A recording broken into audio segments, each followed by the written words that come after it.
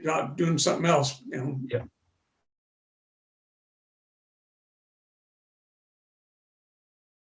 Yeah. Madam Mayor, Good afternoon. Hey, are Anita. you, Hello, I think we have everybody. So when the clock is over, City Clerk, how are we doing on planning commissioners versus what we expected? I believe we have 3 present and we're waiting for at least 1 or 2 more, and I'm watching the list here.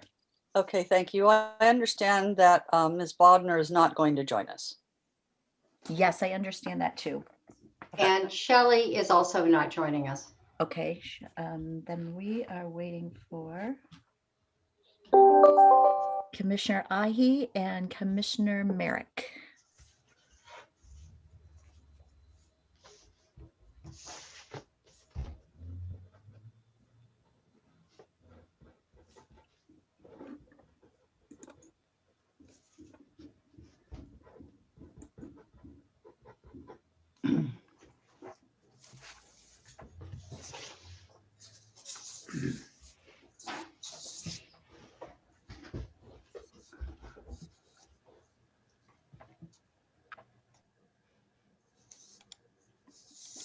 City Clerk, I think I see Mr. Merrick over in the attendees list. You have a good eye, you do, and I've just promoted him. Thank you.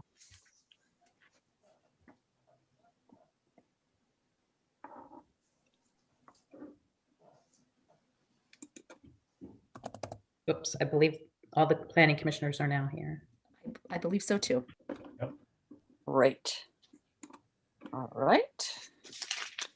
And we have our primary speakers. Laura, are all of our presenters here as far as you know? Yes, Jennifer Murillo from Lisa Wise Consulting is here. And Jennifer, are you waiting for anyone else from your team? David Bergman is here. Are you waiting for Stefano? Stefano should be joining us, but I think we can get started. Okay. Okay, thank you very much. Then I will call to order this joint City Council and Planning Commission study session on Tuesday, April 26th, 2022 at 4:01 p.m. City Clerk, would you please establish quorum for separately the Planning Commission and the Council? Yes, I will start with the Planning Commission. Commissioner Steinle, Here. Commissioner Roche, here,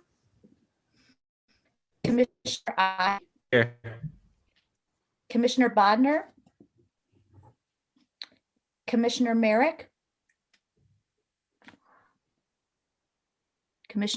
I believe.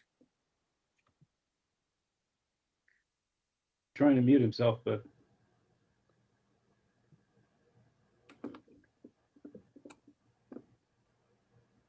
Commissioner Merrick. He's here, but we can't hear him. So Okay, I'm going to indicate he's here. We'll work on his audio. Vice Chair Mensinger Here. and Chairperson Dorian. not here.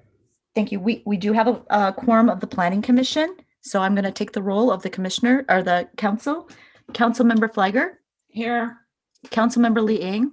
Here. Councilmember Weinberg. Here. Vice Mayor Meadows. Here. Mayor Enander. Here. We have a full council present. Thank you. Thank you, Clerk.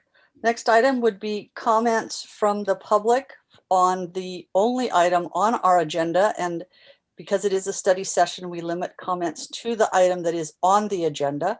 If you wish to speak, would you please raise your hand?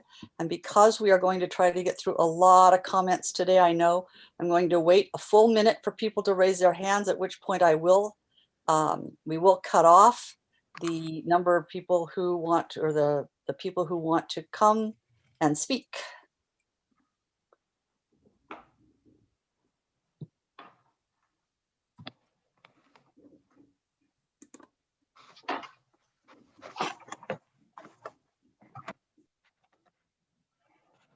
And while people are considering whether they want to speak and raising their virtual hands, I do want to acknowledge that we received a large number of letters and communications from the public and from several organizations. And I want to thank everyone who has been communicating with council and with staff with respect to your interests and ideas in this very important undertaking.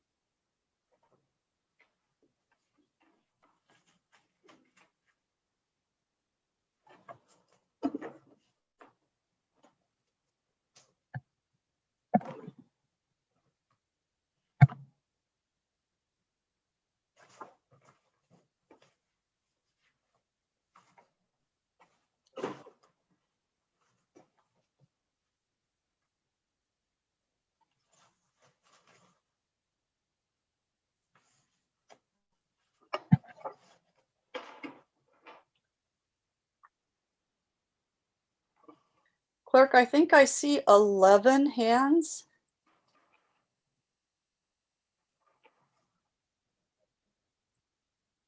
Yes, that's what I also, 12. Now I see 12.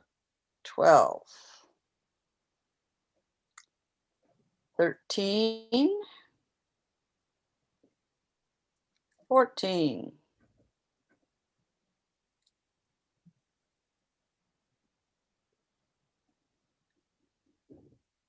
Okay, clerk, we're going to go with the 14 people who have raised their hands, ending with Mr. John, I'm going to say Dilly. And given the number of attendees who wish to speak, would you each please try to limit yourselves to 1 minute? Okay, so our first speaker is going to be Ann Paulson.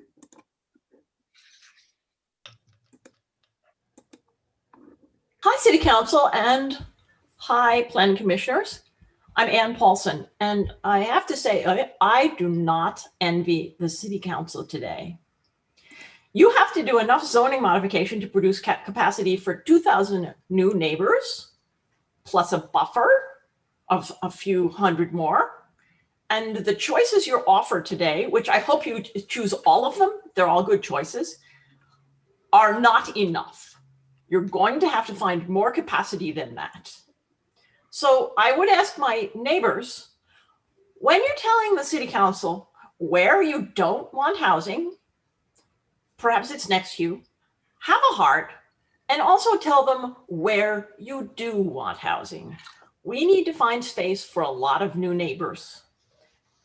Have pity on our poor City Council. Thanks. Thank you. Our next speaker is T. Morris. Good evening or good afternoon. Thank you for the opportunity to speak. I would urge the commissioners and the City Council to look at the October 10, 2017 City Council meeting. It lays out quite nicely the amount of time and energy that was put into the amendments of the Loyola Corners specific plan. Within that, they discussed the density bonus and how that would be affecting the units that they limited the Loyola Corners specific plan to.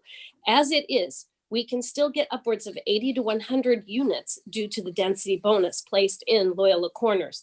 Loyola Corners is a commercial neighborhood district. It's there to serve the residents. It's also meant to protect neighbors from impacting the commercial area. We're failing at that currently. This won't get any better if we add more. I would happily meet with the Lisa Weiss Consulting Group and show them locations that they could put housing and have lower impact within our neighborhood. And we should not be the litter box for Los Altos. I don't mean to be rude, but I don't think we should get everything over here. Thanks. Thank you. Our next speaker is Debbie. Hi, my name is Debbie Skelton, and I live very close to Loyola Corners. I have this one concern I want to present. First of all, I am not in agreement with adding all these units on Loyola Corners, but there's an error in the presentation. I looked through it, and that presentation includes the All-Check building under the clock tower as part of Loyola Corners. It is not. That building was originally in the Loyola Corners specific plan, but it was removed within the first year or two, I think. So if we're talking about additional units in Loyola Corners, that's one number. But then we're also talking about the number that could go on that site in addition to. So I feel that the presentation doesn't quite represent what we would be looking at if we increased this number. So I really urge you to keep it low, keep it at 20 where we put it in 2017. Thank you. Our next speaker is Roberta. Hi, everyone. So we have to do this quickly. So I do have objections to, number one, the way the question was asked on the OA. You want to know if you want to allow residential in the OA district. Well, what does that mean? Does it mean we're going to have single family homes? Does it mean we're going to have multifamily homes? Does it mean we're going to have high rises? You're not specific enough. I object to having high rise apartment buildings at the OA zone. The lots are very narrow, and they all abut to R1 single family neighborhoods, and there's not enough room to have any kind of buffer zone. If you were to come and say, okay, we want to build townhouses only, and we're not going to use a California density bonus law, which of course is against the law, then that would be reasonable to have some residential. However, that's an idea, and we really need clarification on what it is that you're asking for. Thank you. Thank you. Our next speaker is Jonathan Shores. Hi, council members. This is Jonathan Shores, Los Altos resident. My wife, we're sharing a computer, and so she's been up on this issue more than I am, so I'll let her take her minute, and then maybe I can finish up with what's left of my minute. So here's Jane. Oh, is that okay to do? Okay. Yes. Hi, I'm not, it's a little. I think, just to clarify, I believe each speaker gets 2 minutes. So, No. Oh, I think it was 1. Yeah. Oh, 1 minute. I'm sorry. Yeah, sorry. Okay, yeah, it's a little unorthodox then. So good afternoon. I'm a resident of the greater Loyola Corners area. I live, about half a mile or so down the street. And my comments are in regard to Loyola Corners. I would like to request that the Council and Planning Commission stick to the Loyola Corners specific plan and honor the original residential density, which was, I believe, 24 units, and then also the original building heights. And I agree with Teresa that even sticking to these, the actual density will probably be much higher due to the, density bonuses that are allowed to be given to the developers. Thank you. Did you want to say? Thank you. And I know I have about 45 seconds, but I think we ought to stay with the original plan from 2017 because a lot of thought went into that. And I thought it was very fair and fit the bill. But the other thing is I bike up there a lot and the parking lot's full, behind the stores and restaurants. And if, you had umpteen more cars, it's already kind of a mess and been some near misses. And it's like, it's not going to improve. And I worry about the infrastructure such as water and sewage treatments. So you have to sort of look at the whole picture, and it's just kind of not a good fit for that spot. That's my opinion, and thank you very much. Thank you. Our next speaker is Maury Alchek. Yeah, there's actually 2 of us here, like the last speakers, Maury and Ellie Alchek. We're 2 of the owners of the property known as the Clock Tower building. Despite the claims from the nearby residents of many other options for low-income housing, the experts have only designated 5 properties in the entire city as having the potential for meeting housing needs in the low-income category. Our property is one of them. I'm here tonight to explicitly state on the record that just like the Affordable Housing Alliance, we are supportive of the city's designation of our property on the site analysis map and agree that it is an appropriate designation. As you know, the site inventory analysis already indicates a shortfall of 365 units, almost 20% of the required units. We need to be finding more options to meet our affordable housing obligations, not eliminating the few options of the professionals have already identified. Our over 1 acre parcel satisfies all the elements of the state law and guidance for inclusion in the site inventory. Please ask yourselves whether any of the other 4 owners of the properties designated for low income units have explicitly stated, as we have, that they are supportive of this designation. Now, Ellie Olchek. Now, I can continue, but you will understand my son's accent better than mine. So why don't you state for me what I wanted to say? Well, he just wanted to add that the state looks favorably on sites where property owners have opted in. Moreover, our RHNA allocation is only going to increase and increase significantly if we don't meet our obligation to the state with this plan. Please retain our property designation. As you know, it does not obligate the owner to do anything with their property.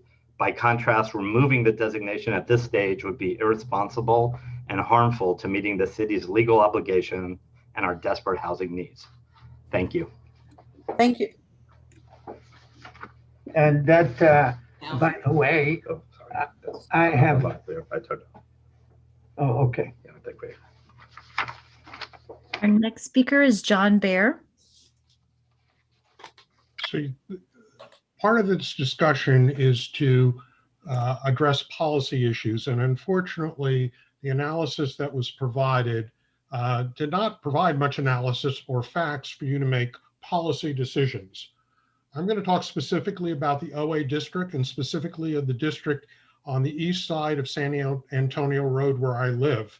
That area provides a buffer for residential neighbors. It's not a homogeneous district, even though it's contiguous. There are vast differences from large parcels that abut the Civic Center to other parcels that abut multifamily to parcels that abut single-family residential. So please be more thoughtful as you look at policy as to what you do in each of those 3 different areas. The question was raised by a member of the public, where would I recommend more housing? Dragers, the parking plazas, Sherwood Triangle. Those are all areas that can support higher intensity, but the existing height and density that abut the residential off of San Antonio Road. Thank you, Mr. Baer. Thank you. Our next speaker is Bill Shepard. Hi. The state's mandate to increase housing in our community feels like a huge burden with potential downside for our residents, but I'd like to offer an opposing viewpoint.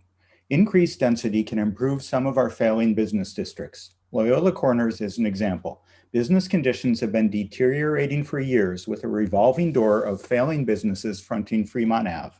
Current regulations aren't viable, as evidenced by the hulking, half-built structure across from the post office, which hasn't had meaningful construction for over 3 years.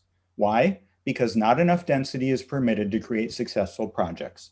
Raising the residential limits in Loyola Corners will permit viable projects and increase prospects for local retail businesses. Let's use the housing element to correct these past mistakes. Thank you.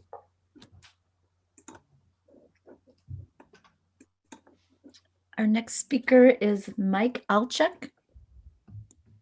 Hello, good evening, commissioners and council members. My name is Mike Alchek. I was born and raised in Los Altos, and I also own a parcel in Loyola Corners. As you begin this process of rezoning to overcome the RHNA shortfall, I think one of the obvious places to start is Loyola Corners. Loyola Corners should not be excluded from carrying some of the responsibility of meeting the housing need. And in order to do that, you have to listen to the experts. In 2017, the city of Los Altos hired BAE Urban Economics, a national urban economics and real estate consultancy out of Berkeley, to perform a viability study. And on page 47 of their report, it states with clarity that the only development projects that are feasible in Loyola Corners are 3-story projects. The city then took the odd step of placing a 2-story cap on the parcels, and the result is that no project has been proposed or permitted, with the exception of the 1540 Miramonte project. And that project made no financial sense then and doesn't today because of those constraints. In addition, as you begin this process, the estimated RENA opportunity listed in your packet is 35 to 95 units in this area. But the current density cap of 20 units is absurd. That's not 20 units per acre, that's 20 units total for an area that includes over 8 acres. I think now's the time, while you're updating the housing element for this update, to address these mistakes. No other commercial neighborhood in Los Altos has a numerical cap on the total number of residential units allowed. And the analysis from the has been demonstrated. Please consider removing the cap and the 3. Thank you. Thank you, Mr. Olczak. Our next speaker is Janine Valadez. Good evening. I am a park commissioner, but I'm speaking as a private resident. My comment will be brief. I support upzoning. I support more housing in Los Altos. I fear that our city's vitality will decline over the next several years as we lose our missing middle that's already missing, where we need more kids, we need more young people, we need more vitality in our city, we need more tax revenue, and there is space for more housing. I abut areas that will be redeveloped. I do not fear it.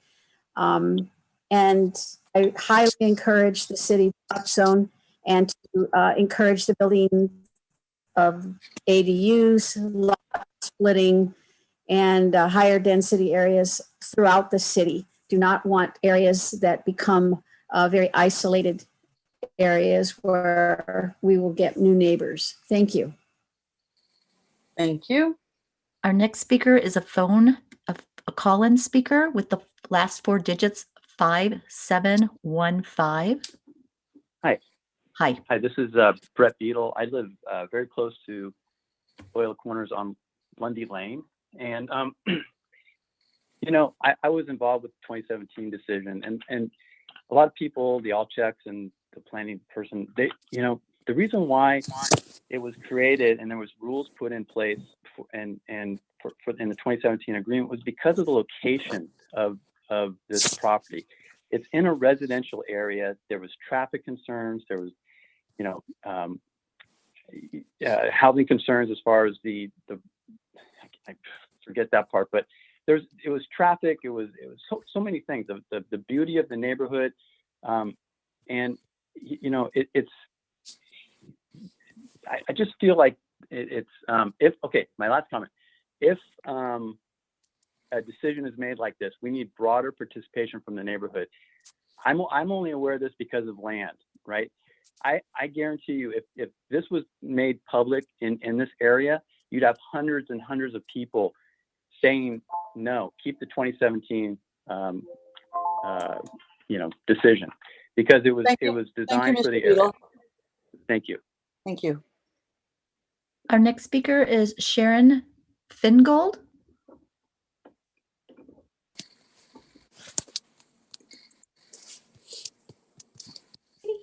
Sharon?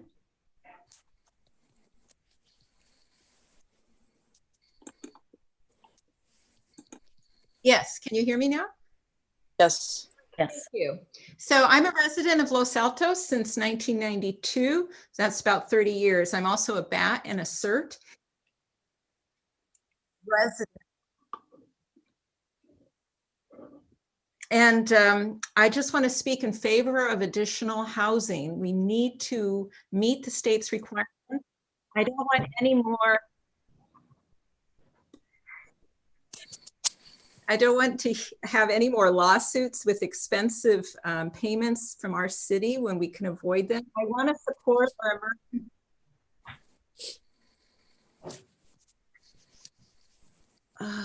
I'm sorry, the sound on my side is very confusing.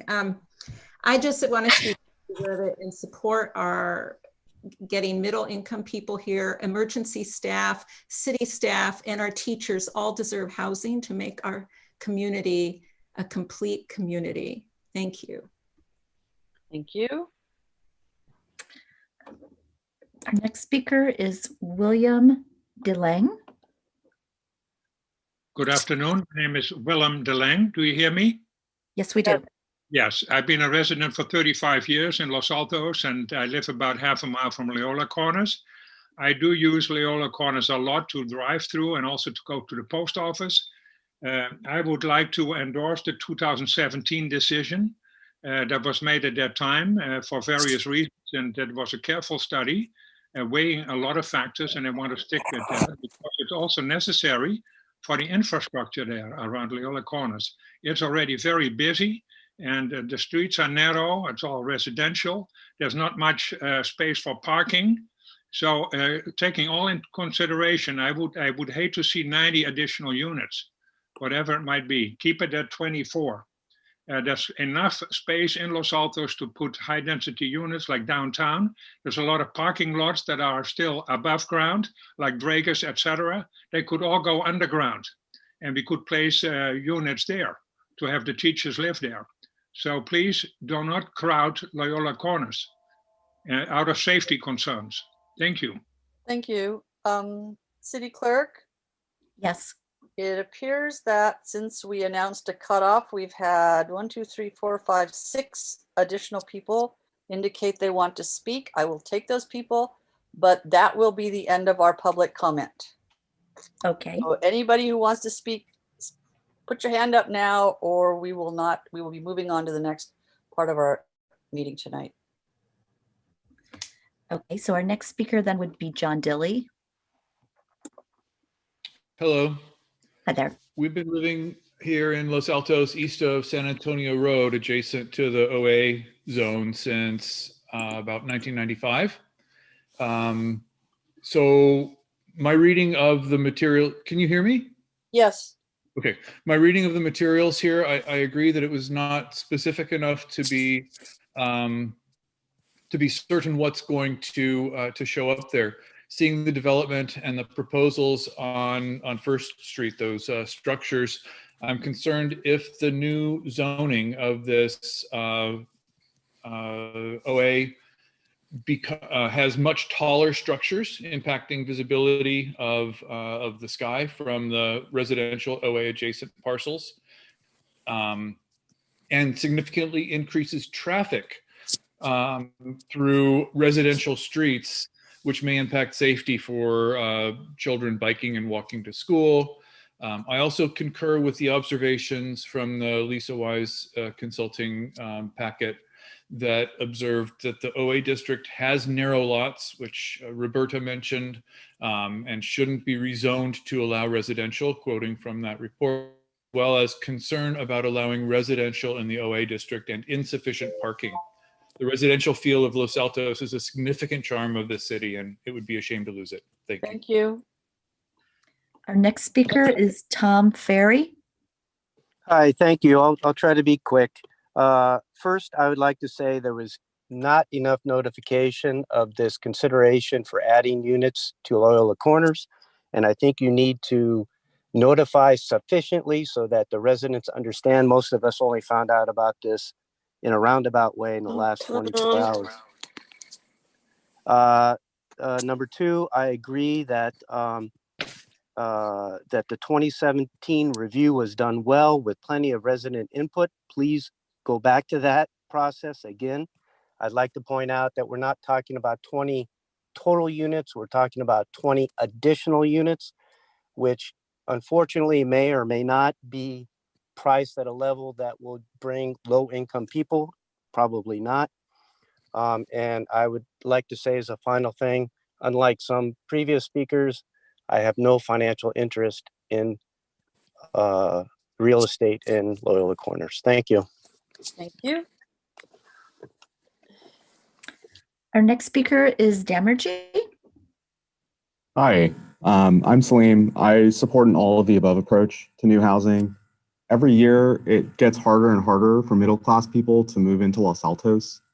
Last time I checked, you need an income of $600,000 to afford an average home in Los Altos.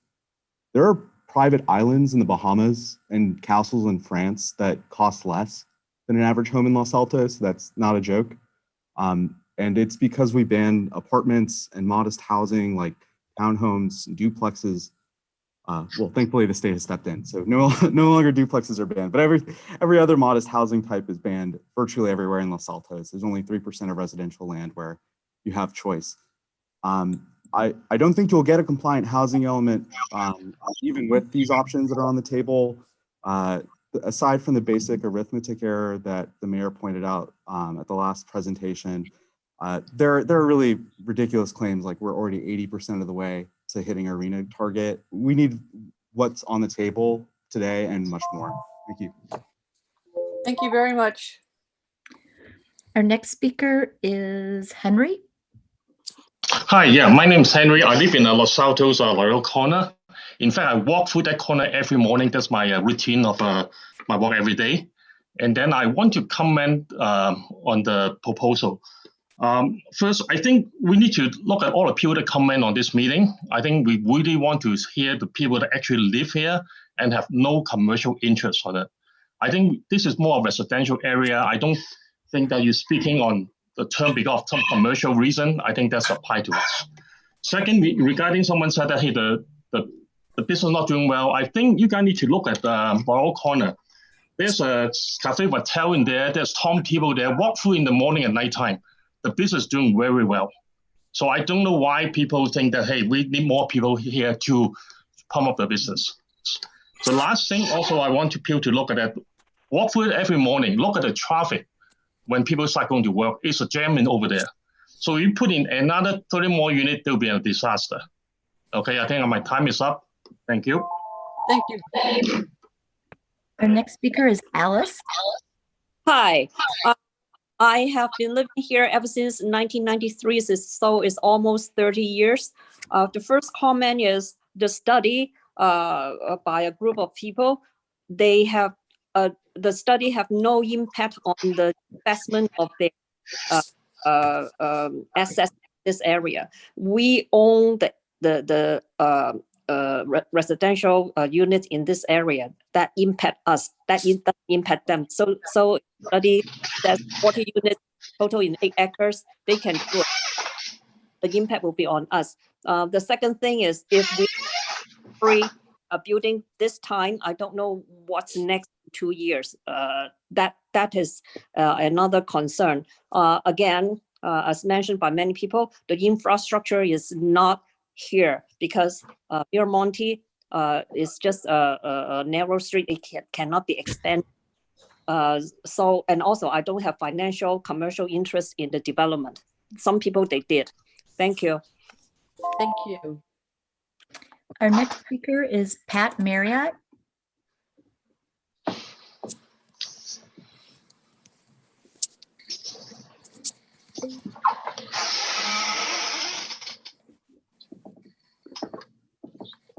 Pat Marriott.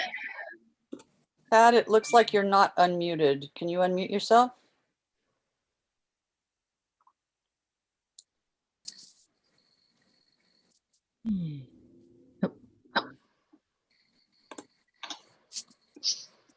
City Clerk, let's go on and then we'll come back to Pat if she can figure out how to unmute herself. Okay. Our next speaker is Joe. Joe?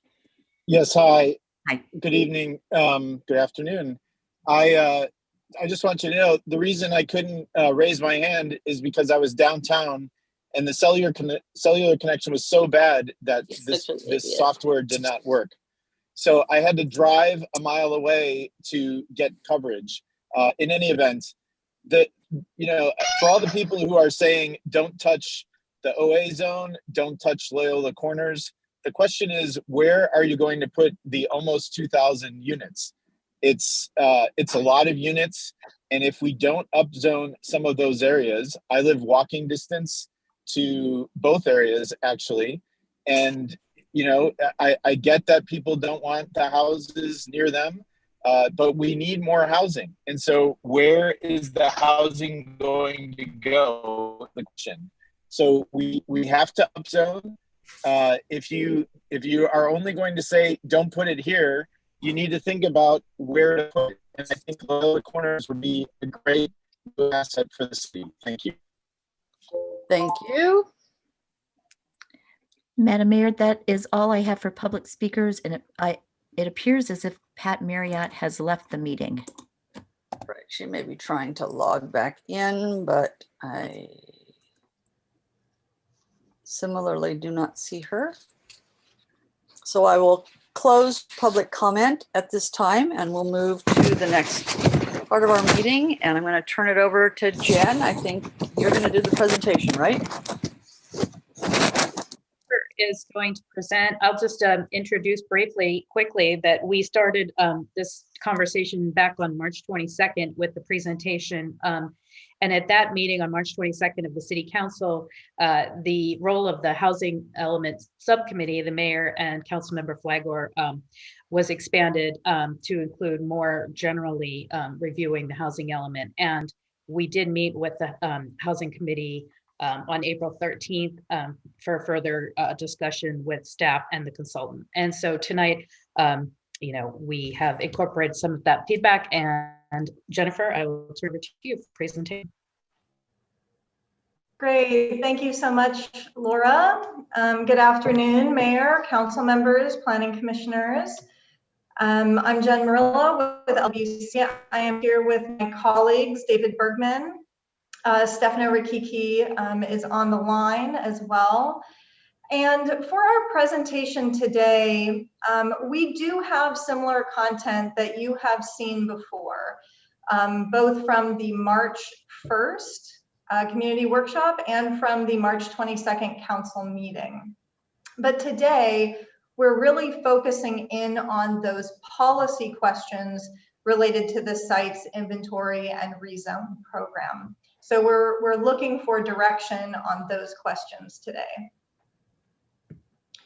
And you have heard this before, that the site's inventory for the housing element is what identifies capacity for housing in the city.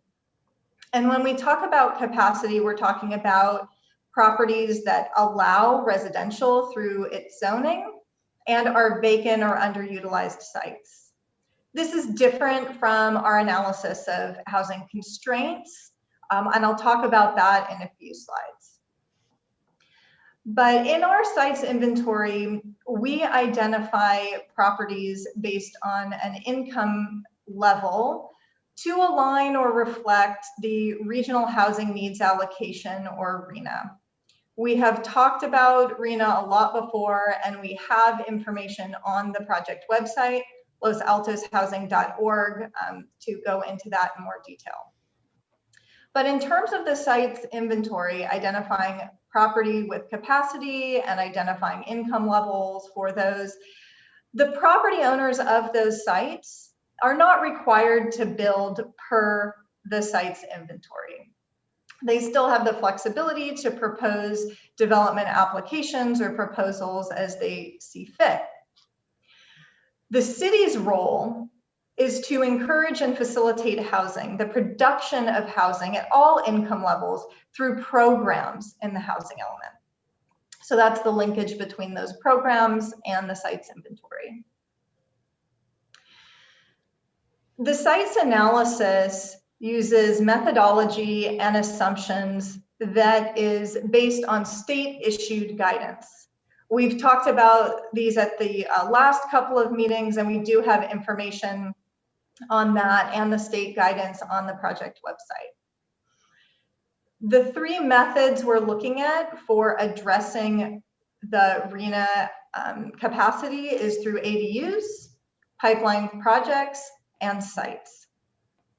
So this table shows the RHNA, our RHNA allocation. This is the allocation that we are looking to solve or demonstrate capacity for based on the three income categories: lower income, moderate income, and above moderate. Our first line item of ADUs here, we have projected based on the last 3 years of building permit trends in the city.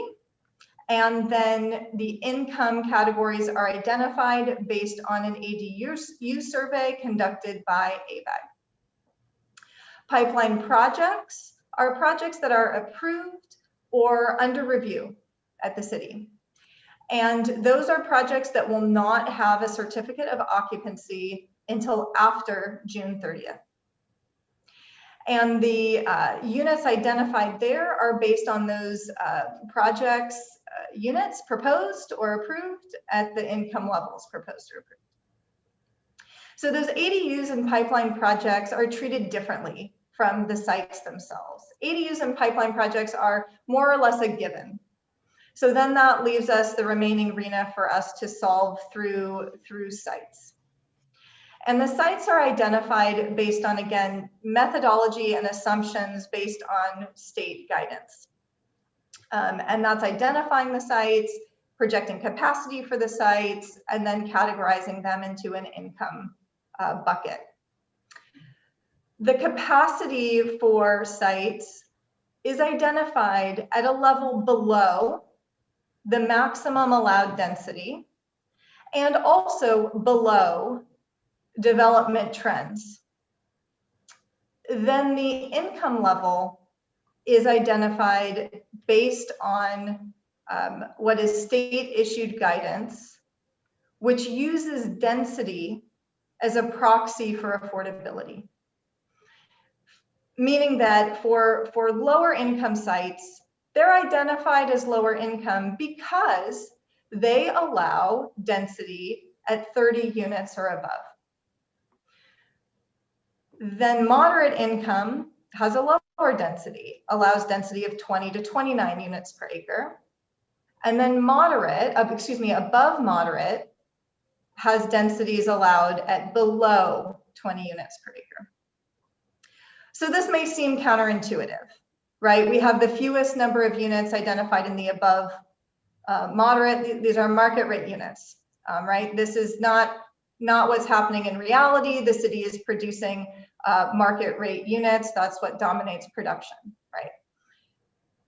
But the reason for that is strictly the alignment of the density as a proxy for affordability, which is through state issued guidance. So with that, we end up with a total of a shortfall in the lower income capacity, shortfall of 132 units. We have a surplus in moderate of 208 units. And we have a shortfall in above moderate of 233 units. Now, again, since density is used as this proxy to determine income levels, those above moderate, the above moderate shortfall can be addressed through surpluses in other income categories, for example. So it's not an issue of a shortfall in above moderate units, really. It's an issue of overall capacity and ensuring that we have sufficient overall capacity within the city. Now, this analysis continues to be ongoing. We have received public comments. Thank you very much to everyone who has submitted public comments on the preliminary and draft sites maps. So we're working with city staff to integrate those. So we will be seeing some adjustment to these numbers. But what we know now is that a rezone program is needed.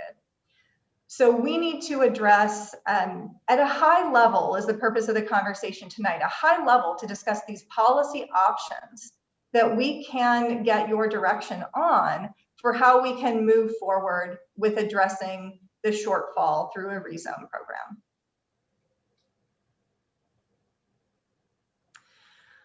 So that rezone program will address the shortfall. Jen, I'm sorry, I'm going to interrupt. We have the member from the public that we couldn't get on earlier who has rejoined. And if you don't mind, before you go on talking about the rest of your slides, can we please hear from Pat Marriott, and we'll just informally time her for a minute, City Clerk. Okay, so Miss Marriott, I believe I'm trying to unmute her. Pat Marriott. If we can get her unmuted. If we can't, then we're gonna put this up. I'm asking to unmute her. And she does not appear to unmute. She may have a version problem. I can try to, let me see if I can promote her. Am I okay now? Yes, we can hear you. Okay. Are you timing me? Yes, please go ahead. Okay, thank you. My connection died before, and maybe it was karma, because what I'm going to say is going to be very unpopular with my friends and neighbors. I live very close to Loyola Corners, and I love the neighborhood, but honestly, I think it's time to adjust to reality. And I am okay with rezoning or changing the heights, as long as it's done in a thoughtful way, as it should be in every neighborhood, to try and best fit in more housing in all the areas of the city. And Loyola Corners should not be any different. I think it could stand taller buildings and more modern buildings and more people. And again, maybe it was karma that I was cut off, but that's how I've changed my thinking since 2017. Thank you. Thank you. And thank you, Jen, for letting me interrupt you like that. Please resume. Not a problem, thanks.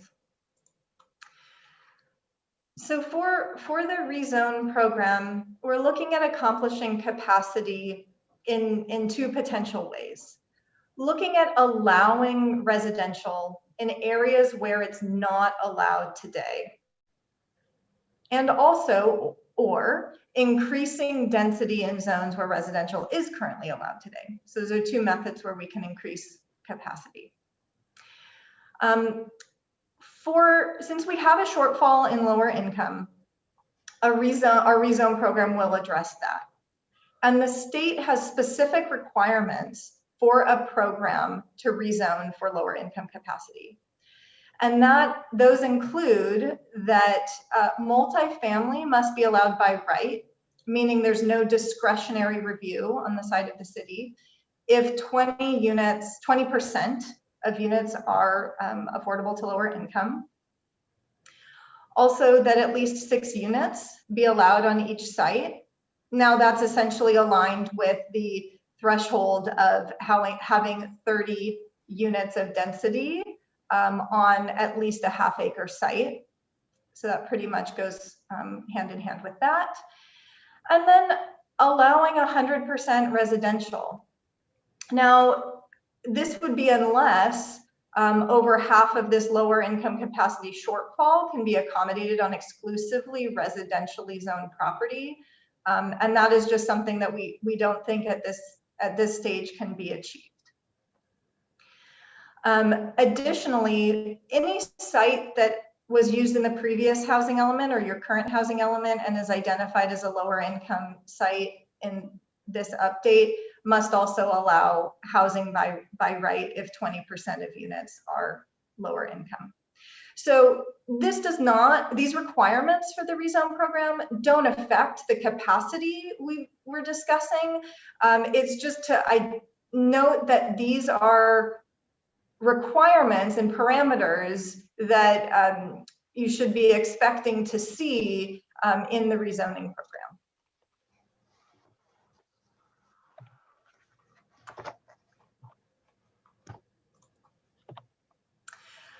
So the Rezone program addresses the capacity shortfall, and it has a mandated timeline. It must be completed within 3 years. So from the January 2023 deadline of the housing element. However, if the deadline for the housing element is missed, that gets shortened to 1 year. The housing constraints analysis will result in programs to address constraints to housing production. Those programs don't have a time frame associated with it. And I just want to clarify a few, like, for example, there are programs under housing constraints or would address constraints. Some programs that we see are things related to streamlining permitting, for instance, removing conditional use permits from residential, eliminating overly excessive or restrictive FARs or heights, or adjustments to high rates of parking. Things of that nature would be addressed through programs related to housing constraints. And so today, our focus is on the Rezone program, where we're talking about where new areas where residential could be allowed or increasing density where residential is allowed today. So on that, we want to get to the policy questions. That's the focus of our conversation. And we have 5 here. You have seen these before, but I will touch on each one again. The first policy question is related to, or is for, the commercial thoroughfare zone, your CT zone. This zone is noted in these snapshots from your zoning map in the red. The commercial thoroughfare zone is along El Camino Real. This zone allows a maximum density of 38 units per acre today. And we're seeing developments come in at much higher, 50 units to over 100 units an acre being proposed. So increasing the density in this zone is the option before you. Based on our estimates, we think this could net us around 50 to 130 units of capacity. Now, that capacity is projected not based on all of the properties in the CT zone, only based on those handful of sites, potential sites that we've identified in those preliminary draft sites maps. So any additional properties that may be considered viable and added would increase this. Any potential sites that we remove would shift this around. So there may be some shifting there, but we're looking at a range of about 50 to 130. The next question is allowing residential on certain public and community facility zoned parcels. This includes the 2 church properties on Magdalena and the city-owned property on Grant, the corner of Grant and Fremont. Again, these the church properties are they're developed, operating. They do have surface parking areas that could be opportunities for housing. The city-owned property on Grant and Fremont is an unimproved property. It is identified as parks in the general plan. And if residential was allowed on these properties, this could result in a big range of potential units from 10 to 260 units. The third question is allowing residential in the office administrative district.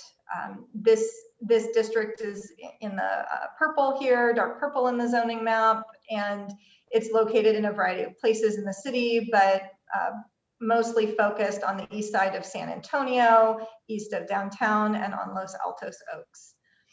Or Altos Oaks. And so the estimated capacity here, if residential was allowed, could be 150 to 250 units. So a substantial amount of capacity could be found in this area. And when I mention again, similarly to the CT zone, this is not an estimate based on all properties in the office administrative district. This is just based on those that we have preliminarily identified in our the discussion draft sites maps. Then question 4, talked about heard a lot of comments already. Loyola Corners specific plan has a density cap. We understand that to be a 20 unit cap. And there is a project proposed of 12 units and then a project under construction of 12. So, or excuse me, of 4, leaving only 4 units of capacity really available that we can identify here in the Loyola Corners specific plan area.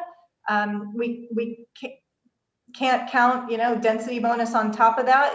State is going to only direct us that we can identify only 4 units here if that cap is maintained. So we could have an estimated additional capacity, possibly of ranging from 35 to 95 units if that cap were to be lifted. And then lastly, we want to see if there's other areas or ideas that we've missed. So are there other properties or areas that don't allow residential now that we should consider allowing residential on? And also, are there any zones or areas or properties where residential is allowed, but where we should look at increasing density? With these options, we can use the potential capacity to address the shortfall in RENA. What we're looking for today is direction on whether we should proceed with utilizing these or some thereof to craft a draft rezone program, knowing that if there is direction to only proceed with some of these, that we will work with staff to identify how assumptions are adjusted for these to ensure that a sufficient capacity is provided. Meaning that if we're limited in the number of options we can pursue, higher densities would thus have to be proposed through a rezone program to be able to provide sufficient capacity. So in terms of our process and next steps, we have updated our process graphic here to show, as we discussed at the last council meeting, the likelihood of 2 reviews by the state. This has become the norm in this 6th cycle, and so we want to be realistic in our timeline. This means that we're looking at pushing out hearings until April versus the end of this year. The HCD review periods are set review times mandated by the state and eat into the schedule significantly. So that being said, we're looking for direction tonight so we can move this project forward, so we can finish drafting the housing element for internal city staff review.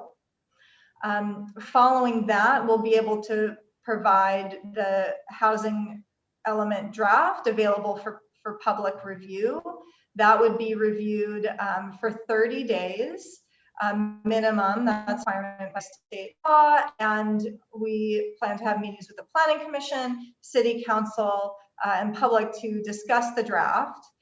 Revisions would then be incorporated into the draft based on that public comment, commission, council feedback, and the housing element revised and then submitted to the state for review.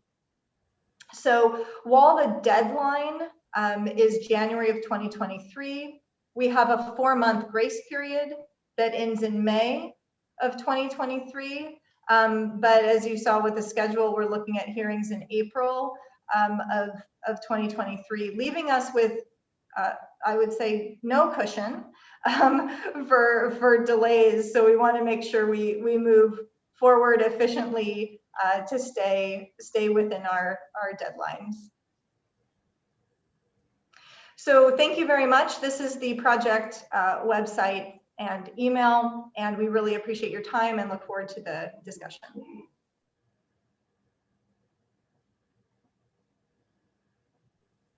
Thank you very much. I'd like to start with the Planning Commission and have them go through and both ask clarifying questions and make comments. So I think kind of one cut going around, and please try to limit yourself to, 3 or 4 minutes so that we'll get through everyone and be able to make a double loop here of all of us before we finish. So who would like to go first among the planning commissioners?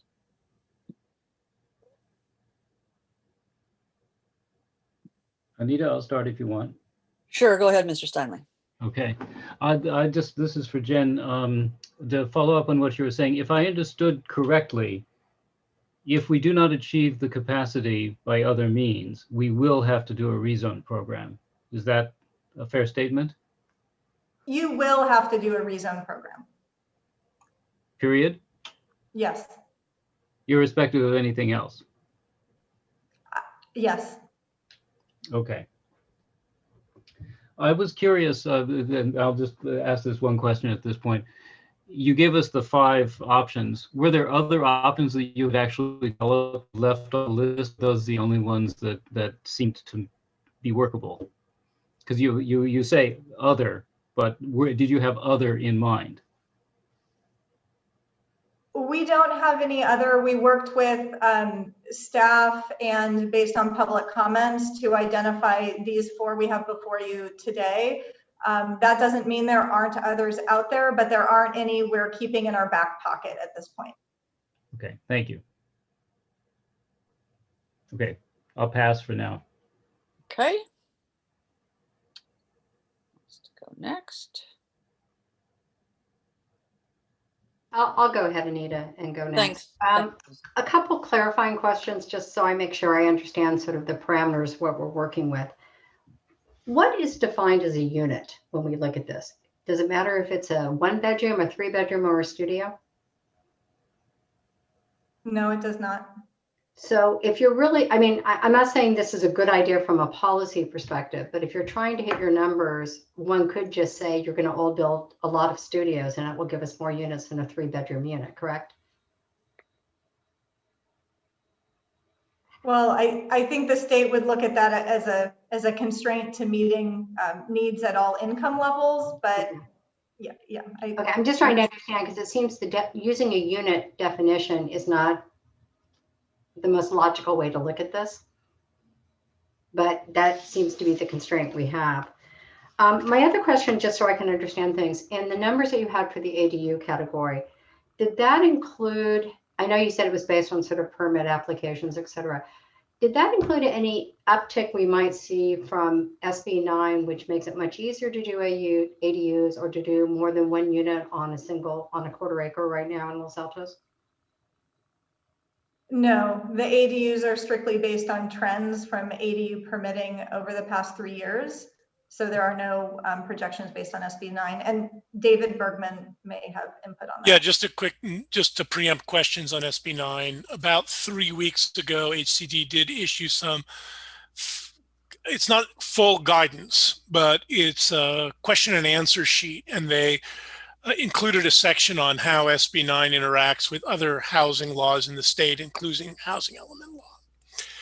They indicated that they will only accept SB 9 capacity in housing elements where you can point to a specific project, either that an application is underway or a development of a lot split is underway so that it's in your pipeline. And they also caution communities against using SB 9 as a significant component of their capacity towards meeting their RHNA obligations. So there is now guidance on how to use SB 9, and it is very tightly constrained in what HDC will accept, HCD will accept for production of new units using SB 9 moving forward. So even though that was a state law designed to make housing easier to build and achieve, we're sort of not allowed to count it in our numbers. I never promised you that state law was consistent. Okay, just checking. Or logical. Yeah. Just to understand here, we're working with you, the decision makers, and your community to solve a very difficult puzzle. Our goal here is to help you solve the puzzle. We're not hiding anything. We're not holding things back. We want to get there to this point. But we SB 9, yeah, communities are trying to use it extensively, and HCD has come back and said, unless you can point to a specific application or a history of development, which nobody can yet because it's so new, we won't allow you to use those units. Okay, that's helpful background. Thank you so much. And I just want to ask, my understanding is that I have 5 options, and I think you've done a very good job of identifying what can we do here, because we do have so many constraints. We're also developed in there, we just had a policy goal of not upzoning in currently R1 neighborhoods. Is that correct? None of the options include upzoning R1. Right, and that was kind of a policy decision saying, how can we do this without doing that? Okay, thank you. Those are my questions for now. Great. Rich, do you mind going next?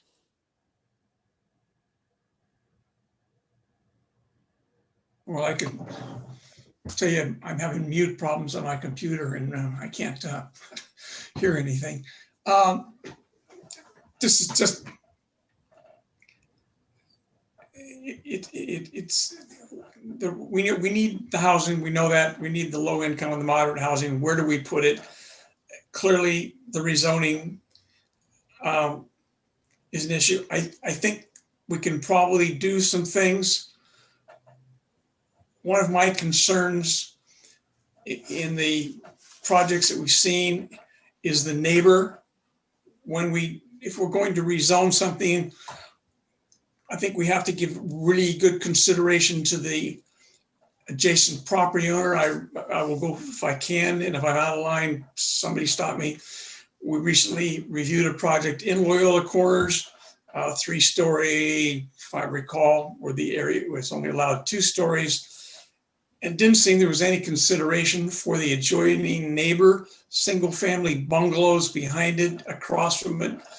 I think that when we get to rezoning or increasing density, we have to be considerate of the people, whether it's to do a step project where you're back instead of 10 feet, like the El Camino Real multifamily project, you're 7 or 8 feet from the property line. Maybe we need to go back 10 feet. And then as it goes up, maybe instead of 5 feet setback, we go back 10 feet. So we have more, so we consider the neighbor. And that does address the fact that, okay, well, if you set it back and you've got more setback, then of course, what are you gonna do to get the units? Then, as one of the other commissioners said last week, height is going along El Camino Real from 4 stories, originally 3, to 4 to 5. Eventually it's going to be 6. We probably don't want to see it, but if it's going that way, and if it's that way across El Camino, that doesn't mean that we have to do it, but maybe we need to address that height issue and get out of our old way of thinking, increase the density there, but being considerate to the neighbors. Loyola Corners, we've always talked about, and I don't mean to go on and on, but Loyola Corners truly represents what we call the village. We've had, Los Altos downtown has always been the village. Loyola Corners is a village. And it certainly it's underdeveloped, but as one of the speakers said, one of the members of the public said tonight, there's not enough parking there now. I live close to that. We buy from the restaurant there. You've got the bike shop. There's lots of nice businesses that are doing good, but there's no parking. Where in the devil are people going to park if we upzone it? You know, because we are not putting enough parking in for the residents. So just a couple of comments, and I hope I didn't. All right. Nope. Thank you. David, you go next, and then we'll take Ahi.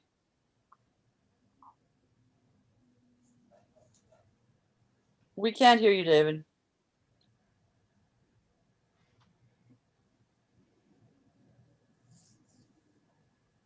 Your microphone or something in your system is not active.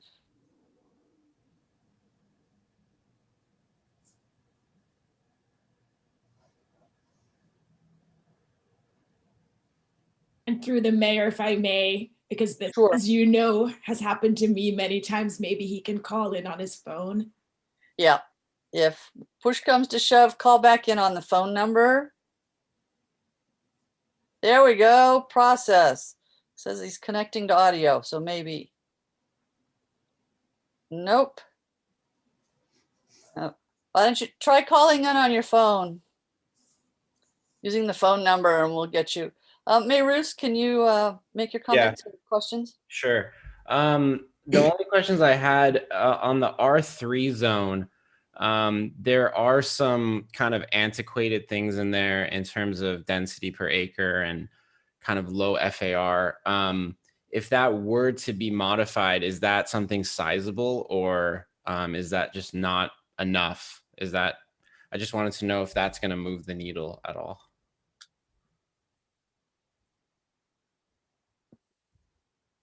I'd say I think we need to understand what the specifics of what you're talking about, but I I don't think they're substantial. Okay. Yeah, just in terms of how many units are allowed per acre, it seems very low given kind of what other zones nearby are doing. And then the only other thing was in terms of for instance, like the commercial downtown district, residential is a conditional use, not a permitted use. So I'm curious if we did go through and make housing permitted instead of conditional, is that something that would move the needle at all? Or is that also something that's not sizable? That is a measure that doesn't affect capacity. Mm-hmm. It's a program for streamlining, but it wouldn't alter the numbers projected for capacity. Okay, so the numbers are already pretty much figured out at that point for capacity. Right. Streamline, yes. City attorney wants to make a comment. Well, I was going to say that might be something that we could remove because right now under SB 330 and Housing Accountability Act and HCD guidelines, if housing is allowed in mixed use or allowed through a use permit, it's allowed by right. I guess I let Jen confirm that, but it might be something that we want to look to because it really doesn't apply anymore for housing projects because right. I think Jen's point is that tonight we're trying to deal with capacity questions and not program questions, and I think some of this is very helpful to clarify that for folks. So yeah, so we should keep that in mind when we but we should adopt something, just to remove that barrier because HCD's already sort of removed it. Okay. Let's see. Marus, did you have anything else? No, that was it. Okay, Mr. Merrick, are you with us? Can you? There you go. Would everyone else? Can you hear me?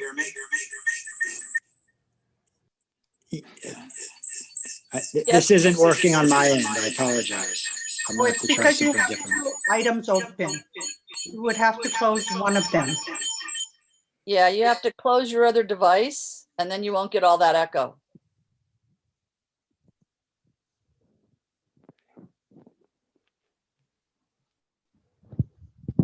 Go ahead. All right, let me try this. My one comment was listening to this discussion and in others, I get nervous that there's often a lot of compromises that get made and we end up with things that are imperfect. So here, I mean, I agree that we have to be considerate of the neighbors. I recognize that there's a difficult puzzle, but on the other hand, I feel that frequently when I hear these discussions, we end up making compromises on the buildings that end up, we're trying to accommodate a little bit of what everybody wants, and we get something that's, for instance, on Camino, we started with only maybe 3 or 4 stories, and now it keeps getting higher, and you could already look back at some of those decisions and wonder why those buildings aren't higher. And I will just say, when I hear some of this discussion, it does seem like it's heading in a similar direction. And so I do hope that doesn't happen. I appreciate that there's the parking issue, but from what I understand, there's already a parking problem. And so I would love to find a way to address it, but I don't know if there's a way. I don't think we need to make bad decisions just because we're trying to accommodate too many different interests. Thank you.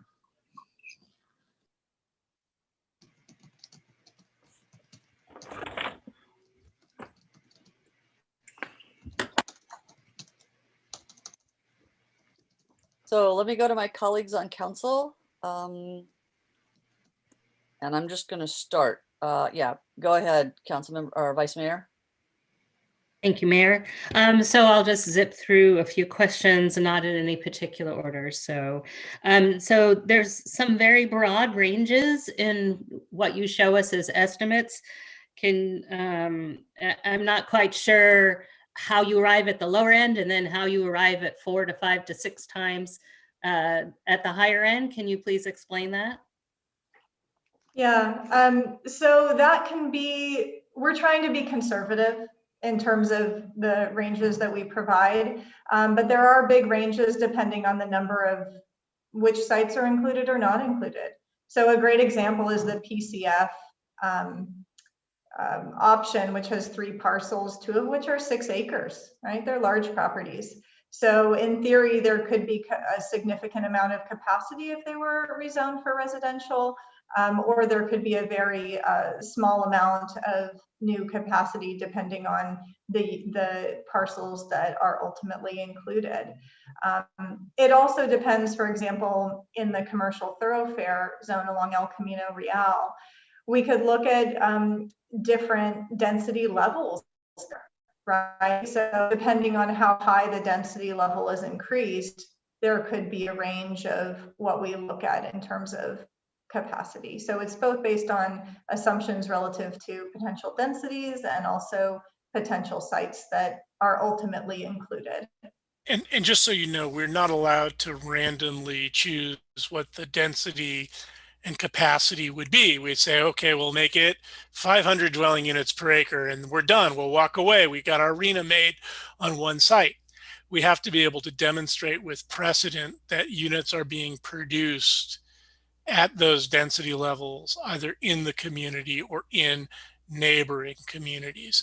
So that accounts for some of that variation, which is whether we are at we can identify other projects either in the pipeline or in, and we haven't begun to look at neighboring communities right now. We're looking at the pipeline where it's something developing out at however many units per acre.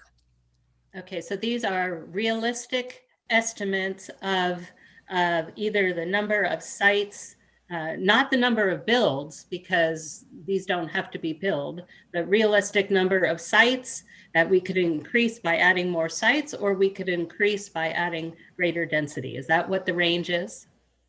The ranges are? Yes. Okay, thank you. My next question is, you have an asterisk somewhere on one of the slides about if there are sites that were included in the current RENA and that they could be included for lower income, and if they were included in the new RENA that we're working on, the 20% applies. Have you included those? I mean, looking at the map, I don't know which are current sites that are in there again and are subject to 20% versus not, or are those not included at all? Those are not mapped yet. That would just be a program that would be required as part of the housing element. It would not alter any of the capacity discussions we're having today. But those are numbers. I mean, how can they not be? So what hasn't been built yet, but if you don't have it on the map and it's still available to be built, but now with a different constraint, if it's 20% low income or whatever you described the program as, those are numbers, are they not? Units, potential units. So this is a new requirement in this cycle. And what the state is trying to accomplish is that it's saying, if you've had sites previously identified and they haven't yet been developed, let's make them easier to develop.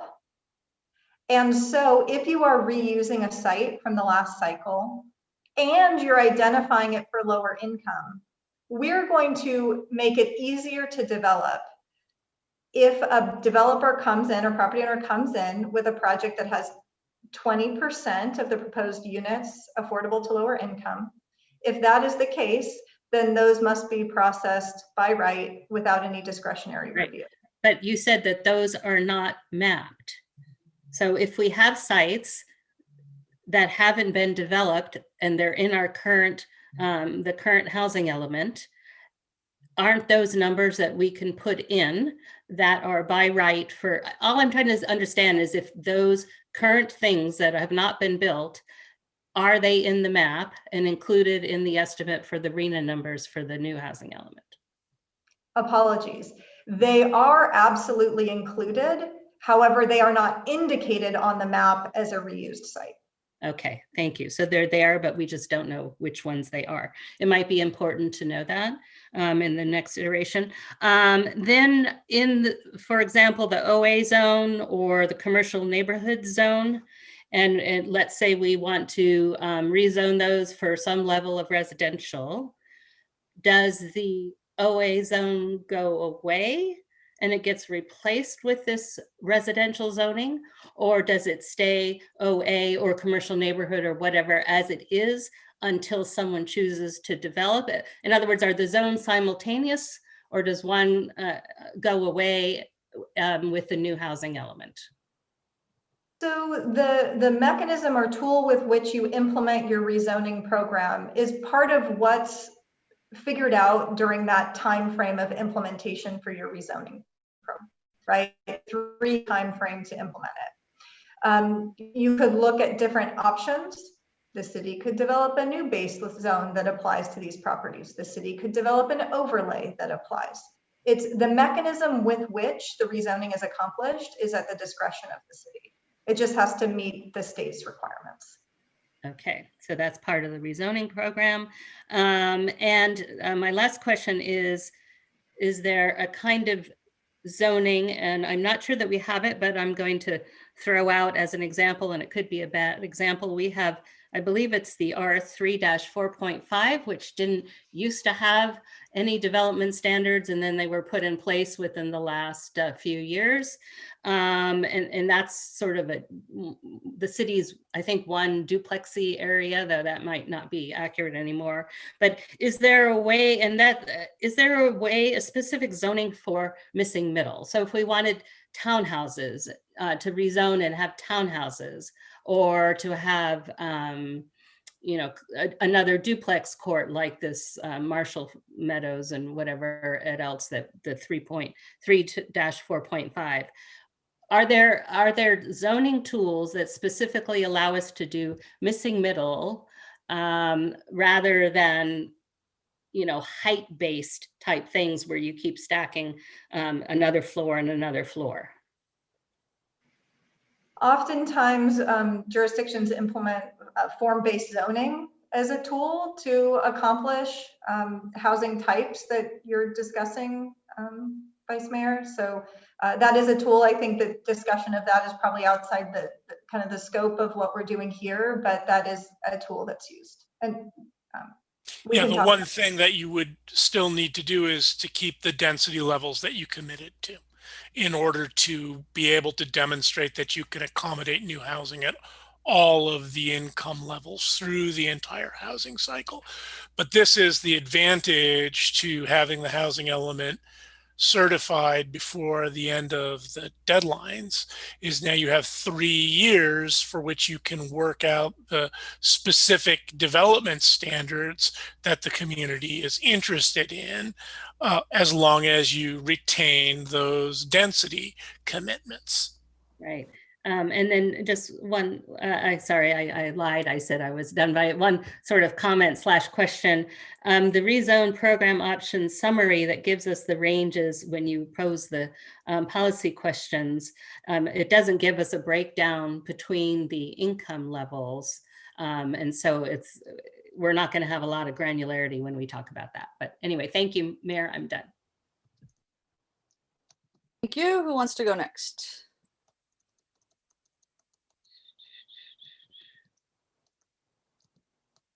I'm going to call on someone. Councilmember Flagger.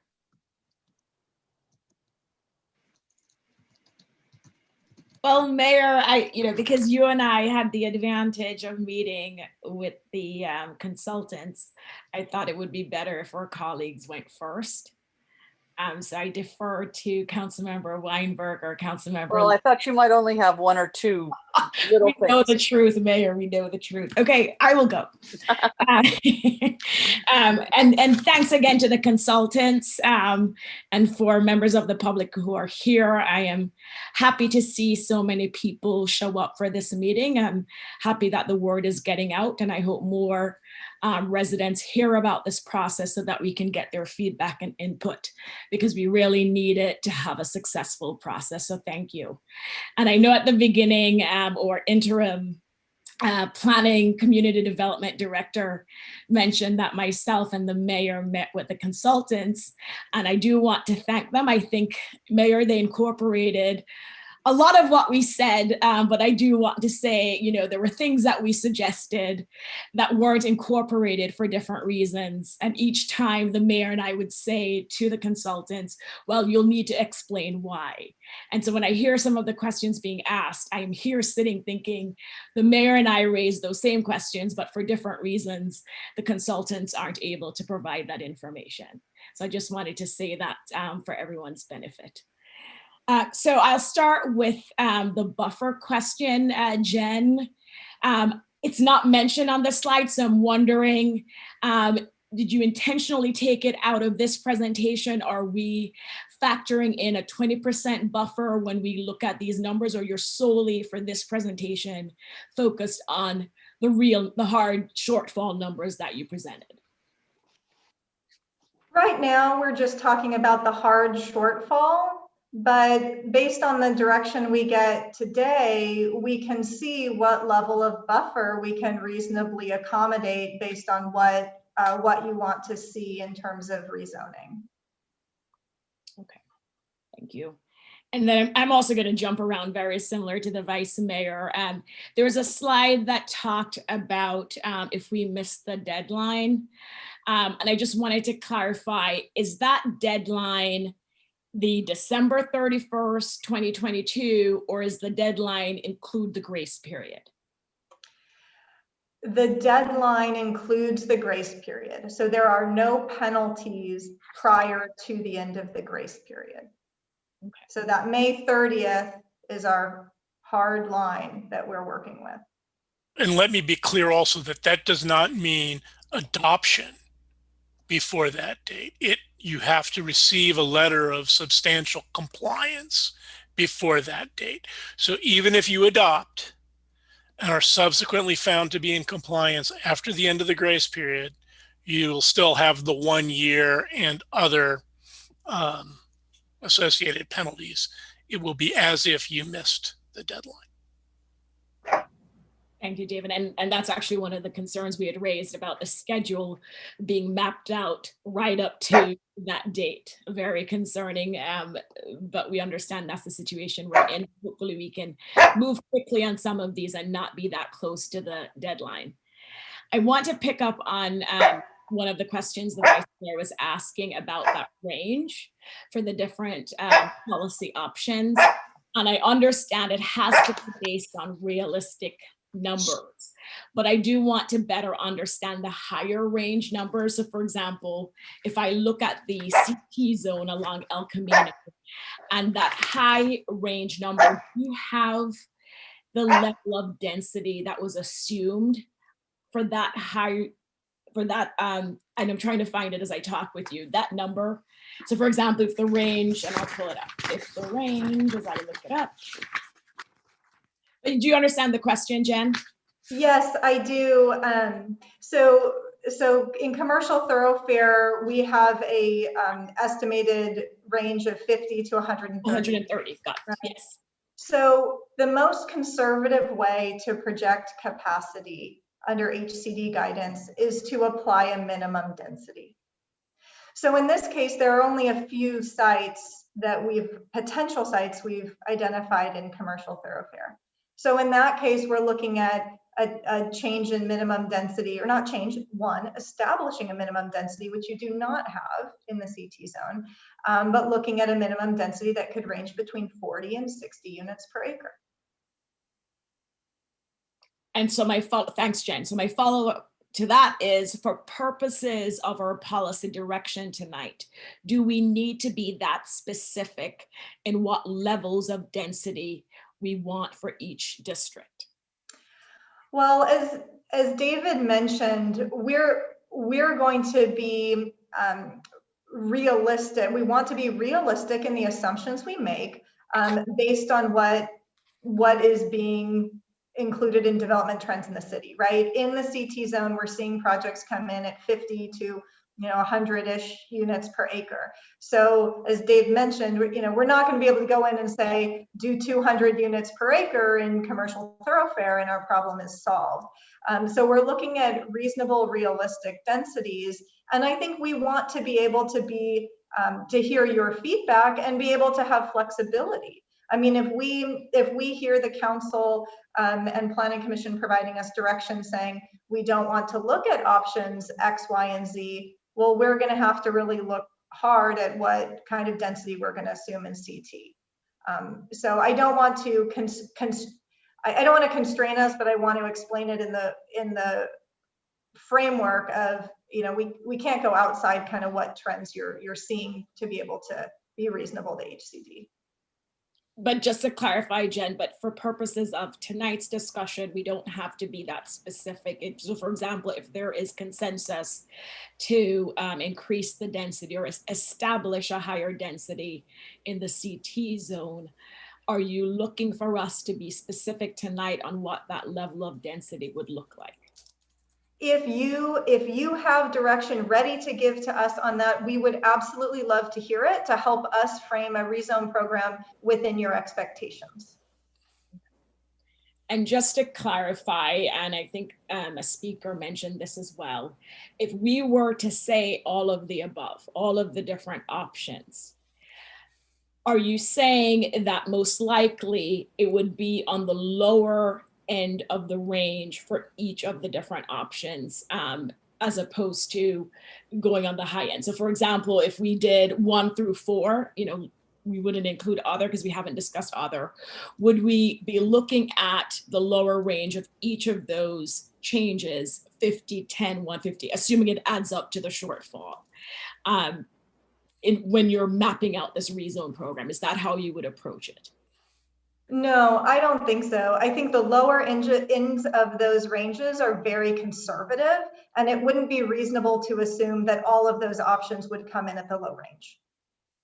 So what would be your approach if tonight there's consensus to say, we want our consultants to explore all of these options? I think we would discuss it with city staff, but our recommendation to the city would be to include as many properties at the higher densities that you can to be able to have sufficient capacity for you to make it through the 8-year planning period. And to note on that is that we haven't talked about CEQA, right? We have to do a CEQA analysis on this document. And the broader the project description ensures your flexibility in terms of what you decide ultimately to include, and better to cast a wider net than smaller. Remember, it's to your advantage to have as broad a number and variety of sites available coming into the review.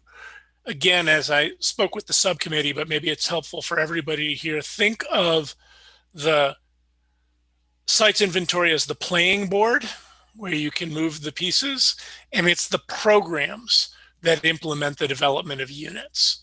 So you have more degrees of freedom, more flexibility when you have more sites at more income levels.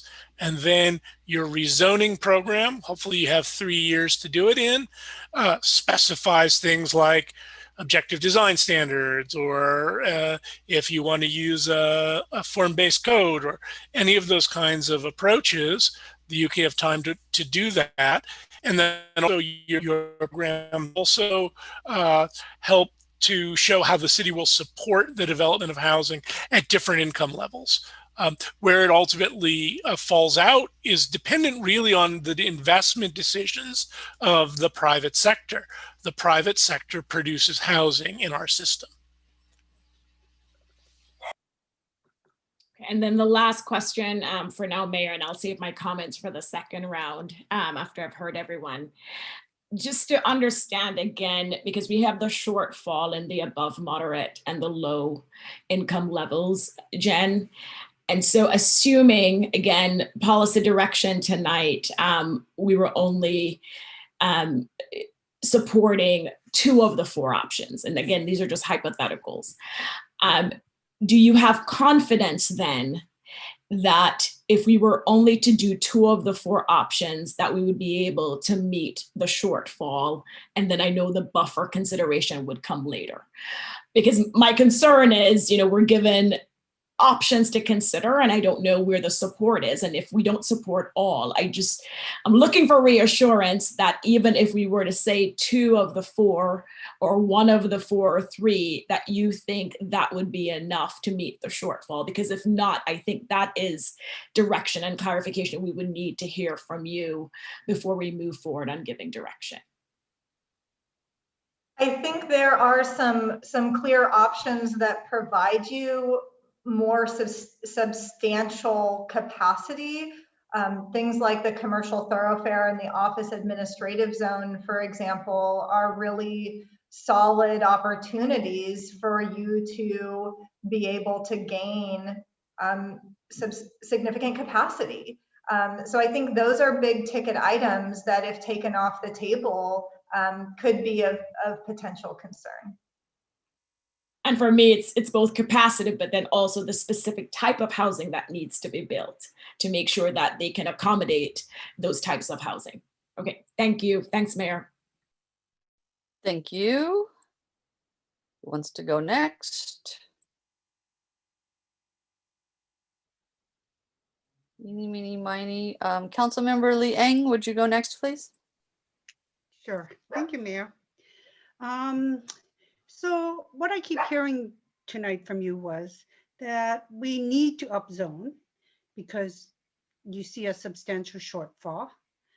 At the last meeting, the mayor asked for the calculations for the numbers we needed and the buffer. There's good information on the table about the pipeline and the ADU numbers that you have provided. But there's still nothing explaining how we get to the numbers of the remaining capacity or the buffer.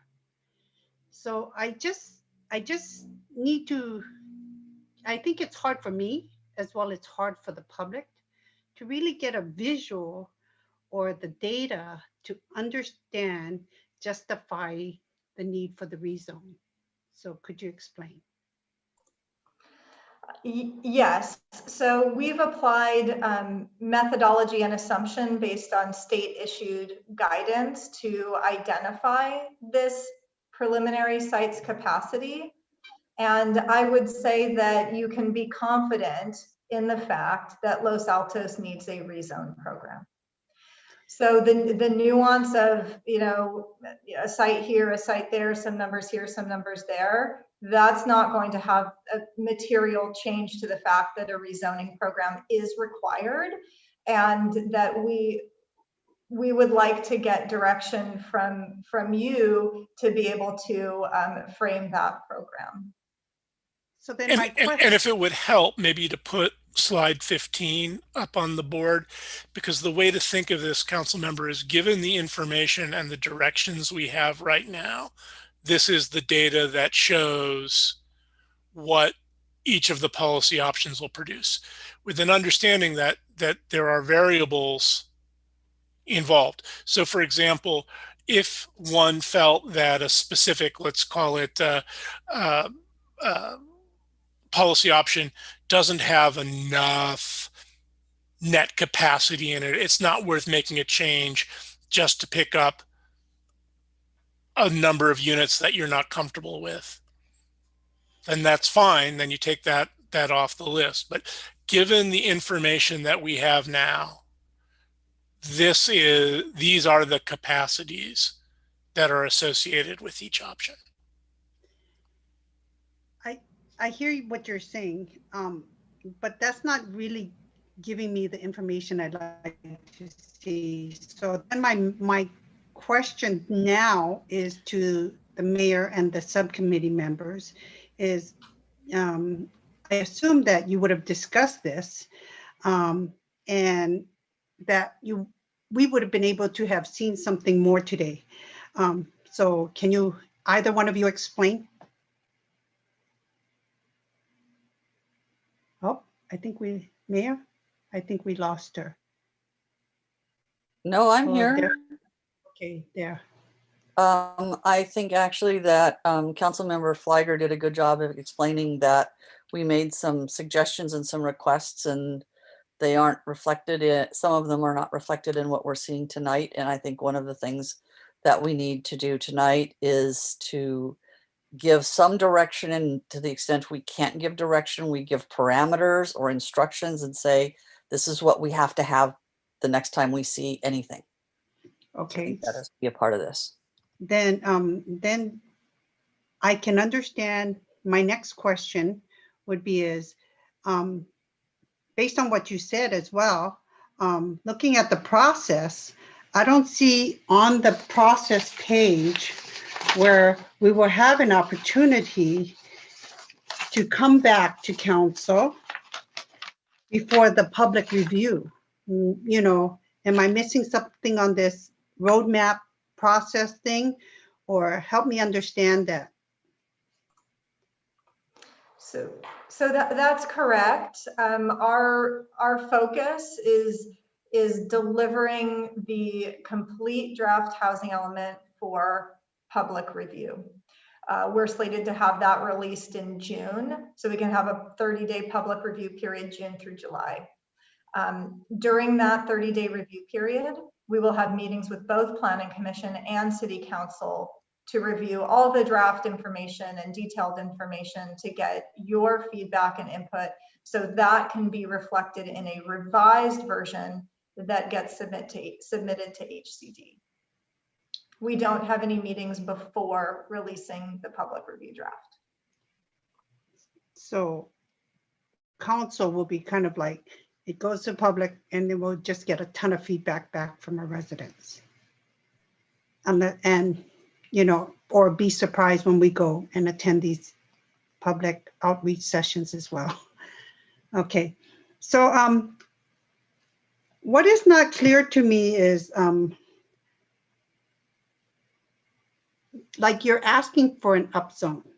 And I think the Councilmember Fliger kind of asked it nicely on, if we don't choose all these recommendations that you're putting forward here, you know, what we end up with. But as you present various zones here, does that include all the areas when you state a zone, or are you just focusing on the ones that are pictured when you state a certain zone? For example, I'm going to say PCF. There are more than just these two. There's these ones pictured for PCF. So when you state PCF, are you referring to all PCF zones? No, we're referring to the 3 properties identified under on that PCF slide. Okay.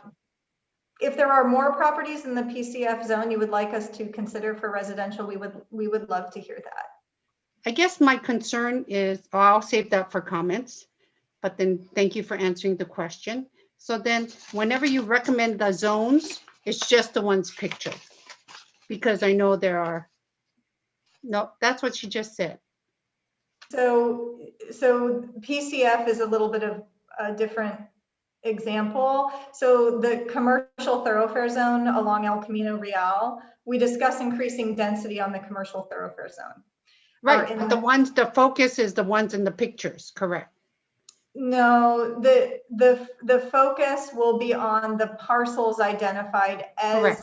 sites, which Right. are not all the parcels in the commercial thoroughfare zone. That's Right, not just the all. ones identified in the pictures. No. Oh, no. So Wait. there's criteria about what is a potential site. So one of the issues is the age of the building, for example. So a brand new building can't be included as a site because it's not it's out of the guidance to choose a site where the existing use would be an impediment for redevelopment on a non-vacant site. So the ones that we're counting are ones that meet these certain criteria. These criteria are age of the building, the relationship of the land value to the improvement value. Those are the primary ones. And I'm trying to think if there's. I got the point. I just think there's a problem with the diagrams then. So, Yeah, you know, in the future, let me jump in. we'll address it in the comments. I think I can help explain where some of the confusion is, because this frankly drove me nuts too. And that is that the preliminary maps that are on the website, which do have a preliminary indication of parcels that our consulting team has considered, are mapped only as to their potential development density, and you do not know which zones they're in. So when you're looking at those, I think it's 5 maps, you cannot readily see where are the quote PCF sites, where are the OA sites. And unless you happen to know the zoning code inside, outside, upside down, and backwards in our city, you can't look at that individual parcel and have any clue which zone it belongs to. And for me, has been a very serious impediment for trying to make sense of all of this. And I think that's where your frustration is, Councilmember Lee Eng, is that when you look at the images in the presentation, you assume that that's presenting what the sites are, and it is not. And so you have to do a lot of interpolating by looking at the online maps. So my question is a process question. And so, you know, we're presented with this here, but I think council needs a broader discussion as to like, we need to understand, like they can just say, oh, here's the PCF zone. But we need to understand there are some things that we got to be ready for. I think someone I sent in a letter, they stated it well, that we have all this growth and coming, and we also need to increase our staffing and our equipment to support the services our community needs. When, you know, does this study session then, will this allow us to have that discussion? Because you've identified a property that, like, if the city needs that property and we need to utilize that property for city services, more city municipal building, what happens to that? And I think I asked that in the past. So what happens to that, and how do we be able to get that back if it's already thrown it up as a property to be included in this?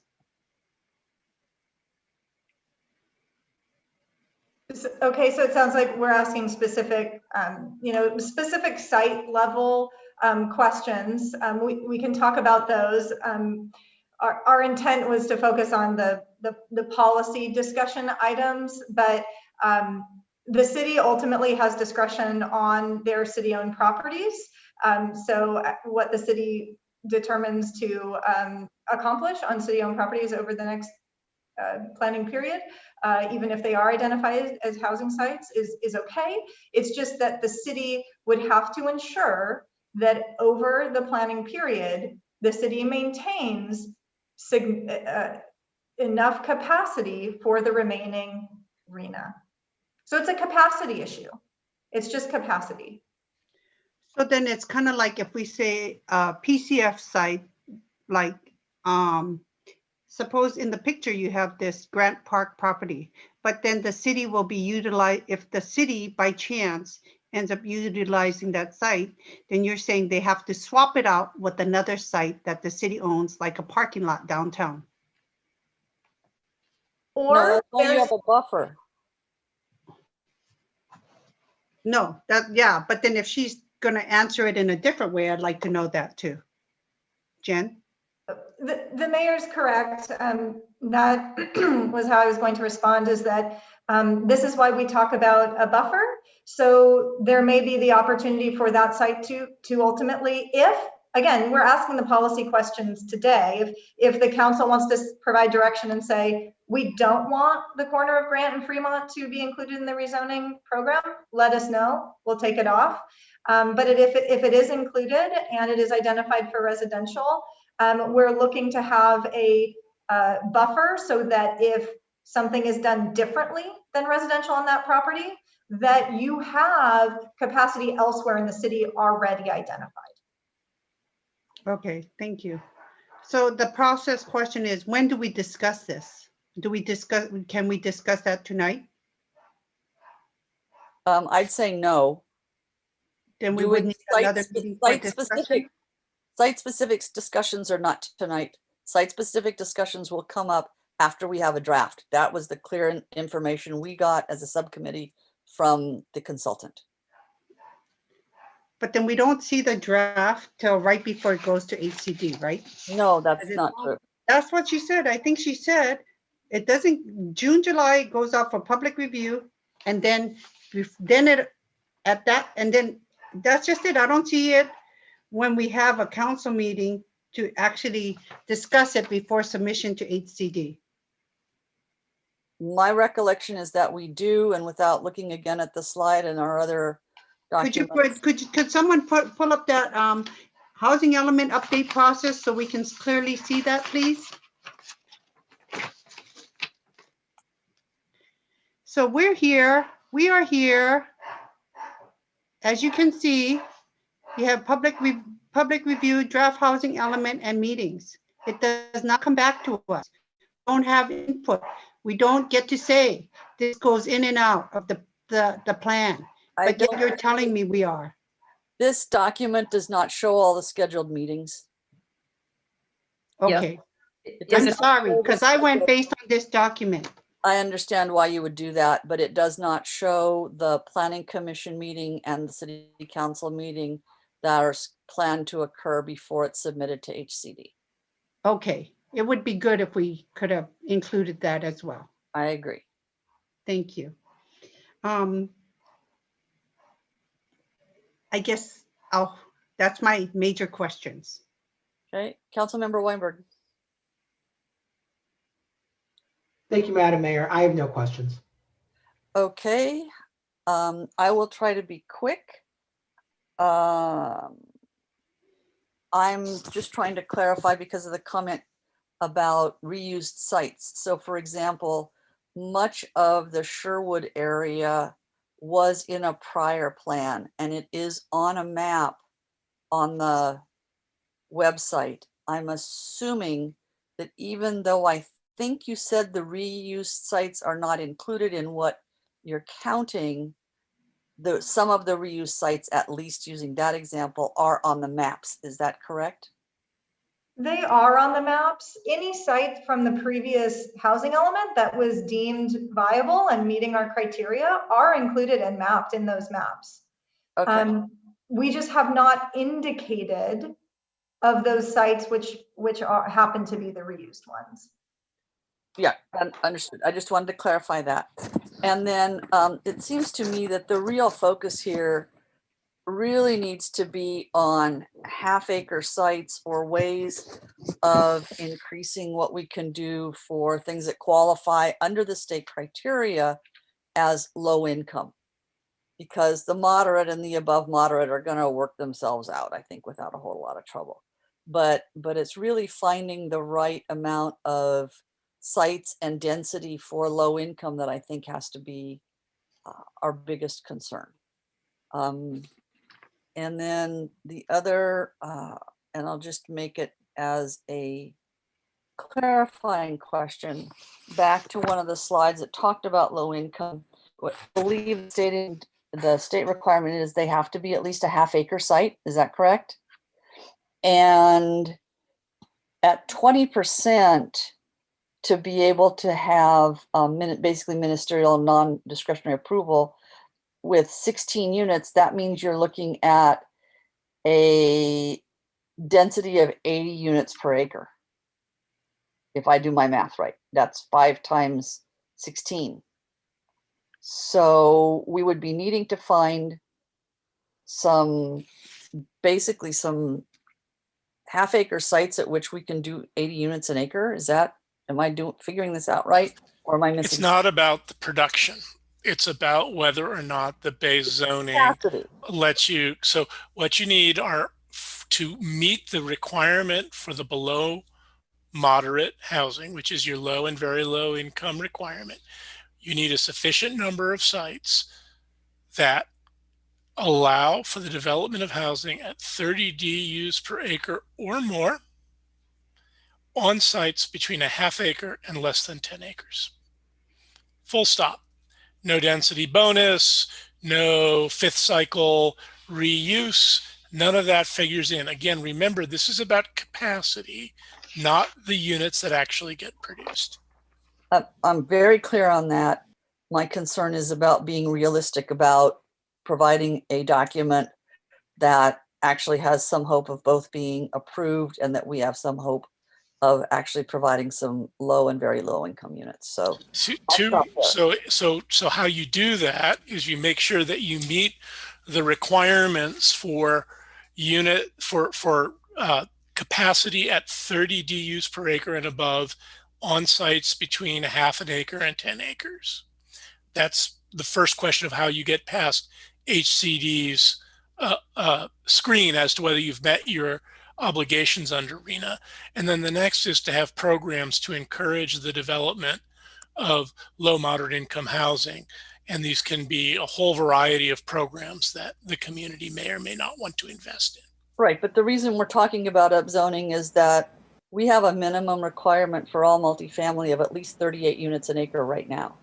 So technically everything that we have zoned that would allow for multifamily, which would be low income or very low, already is greater than what HCD is saying. So what we need to do is be upzoning there beyond the 38 units, and I think that's what Jen said, in order to provide the capacity. And I'm focused on capacity here.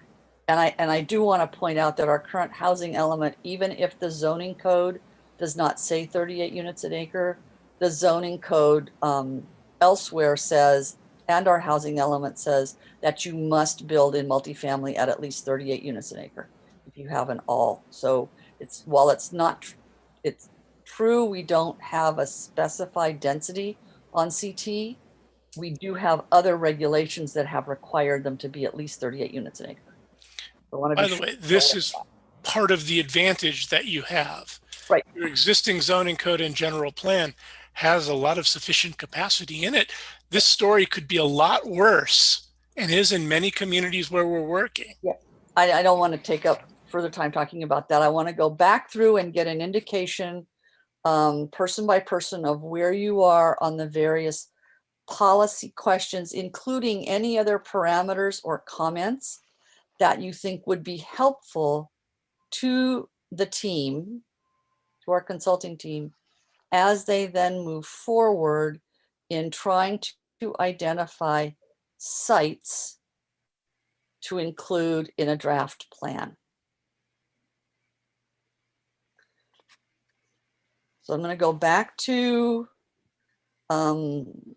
the planning commissioners and ask, and actually I'm going to pick on the chair and ask if Mr. Aki would lead with that.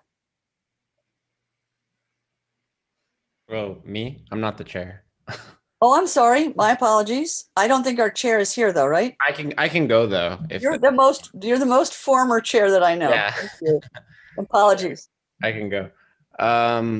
Okay, so in regards to the CT zone, I'll just start with that. We've already been approving CT zone projects that go above the existing density. So it's already happening, and I think it's going to keep happening. So the number of units for a project is, typically decided by the height, the setbacks, the parking requirement, So we don't need a specific density number. I think that, just coming up with a new number that's eventually going to be in conflict because someone's going to ask to go above it, that doesn't make sense. So it shouldn't matter what the number is. We shouldn't have a number. As far as the Loyola Corner specific plan, again, it's inevitable that we're going to start seeing more projects, whether it's SB 330 projects or density bonus projects that are going to propose higher densities with more than 2 stories. And we're going to be in this position where, developers are going to want to sidestep those guidelines, and we're going to have to sidestep those guidelines. So we've had this specific plan since 1990, I think. The update was in 2017. And besides purchasing one parcel, many items in that specific plan haven't been executed or even attempted to be executed. So I think when residents comment about wanting to respect the specific plan, I'm not sure what we're doing there. We've had a parcel sit empty for 3 years now. So the density cap and the height limit, I think, make no sense if we're not going to actually discuss all the components of the specific plan. It's not a specific plan if nothing happens for 30 years. So otherwise, it's just a piece of paper, in my opinion. As far as the OA district, housing should 100% be allowed there. I find it odd when there's comments saying they don't want housing when we've never even analyzed what that looks like or what the design guidelines would be. It could very easily be a mixed use zone with specific parameters, setbacks, height requirements. It could be very nice. And so to say that you don't want housing there, I think is a mistake. I think we should 100% have housing there. I think allowing residential in the PCF zone, I think it's fine. But if there's not a system in place where projects can be approved in a timely manner, then I don't think it really moves the needle because we don't really have commitments from property owners that they want to put housing there. I know this wasn't in there, but the CRS district, if we don't have some type of language regarding a citywide parking plan, then to me, you're just wasting time putting it in there.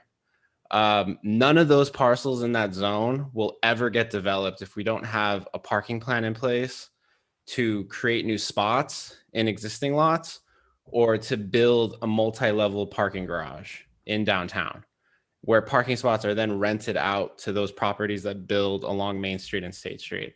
If that component isn't tied to the CRS zone, then it's pointless to talk about how many stories or how many units or anything like that, because the parking is the number one thing that's restricting housing for that zone.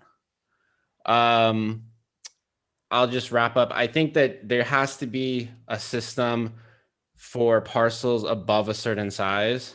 I think when you have a very large project that's above, let's say 100 or 120 units, I think there has to be some discussion of what are some minor modifications and tweaks that we can do to have more units added. You see a project like 5150 El Camino, and with some minor modifications, I think we could have had more units on that project. So I think we need to be strategic about the really large community projects that are going to come in. And yeah, that was about it for now. Thank you. Thank you. Mr. Merrick, are you still with us, and do you have anything you want to add?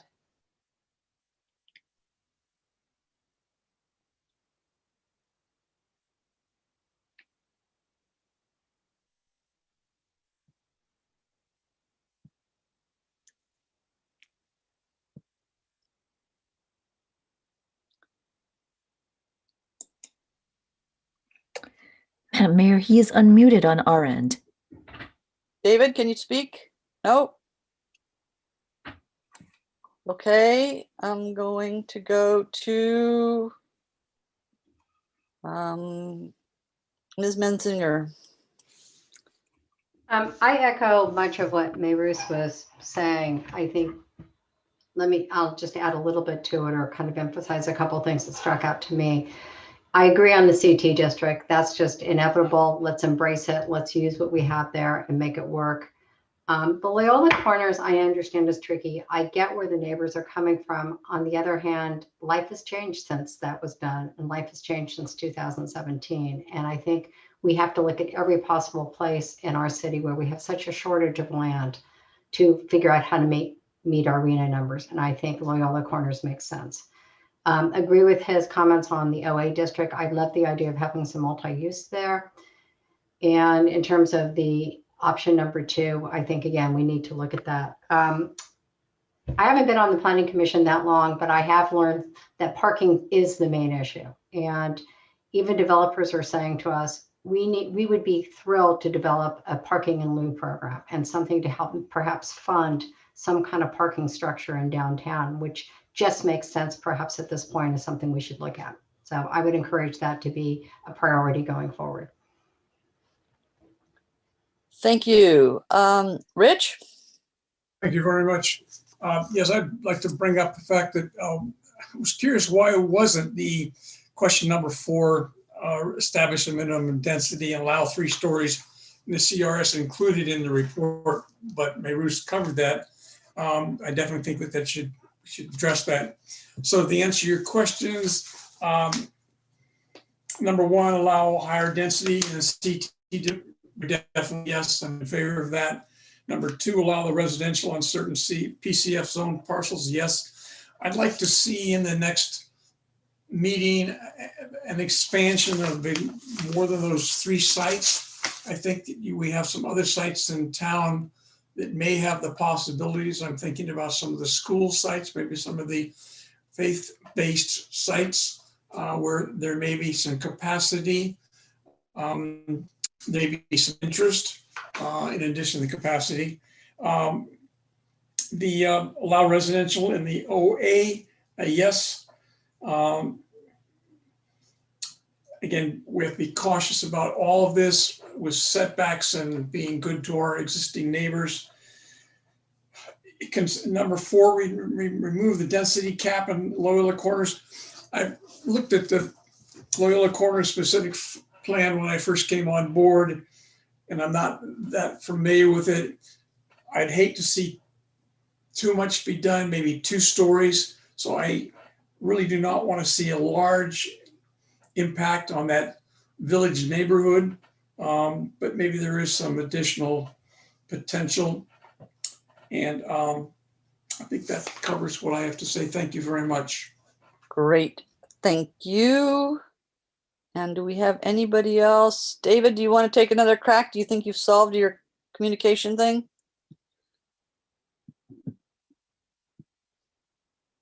I don't think so. You could try to call the city clerk, or the city clerk could call you and get a summary comment that she could relay. That's possible. So let me then switch over to council side. And if you don't mind, Jonathan, I'm going to lead with you since you had no questions. Councilmember Weinberg. Thank you, Madam Mayor. Before I answer the questions in particular, I just want to address something that one of our commissioners said earlier today. With reference specifically to the Loyola Corners plan, it was, I don't want to see Loyola Corners becoming the city's litter box or something to that effect. I think that it's important that we take a step backward here and look at what's happening. Where we go in terms of planning in the city and questions of density and where we're going to build additional housing and how much additional housing we have to build, we all recognize that this is a contentious issue. We all recognize that there are significant and serious arguments on all sides of the issue.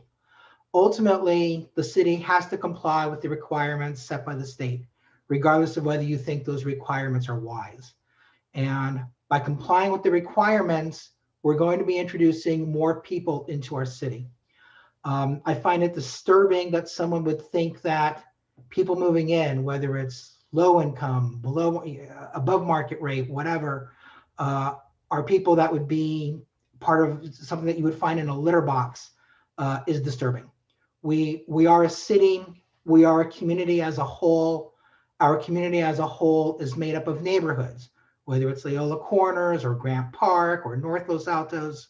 We are in this all together.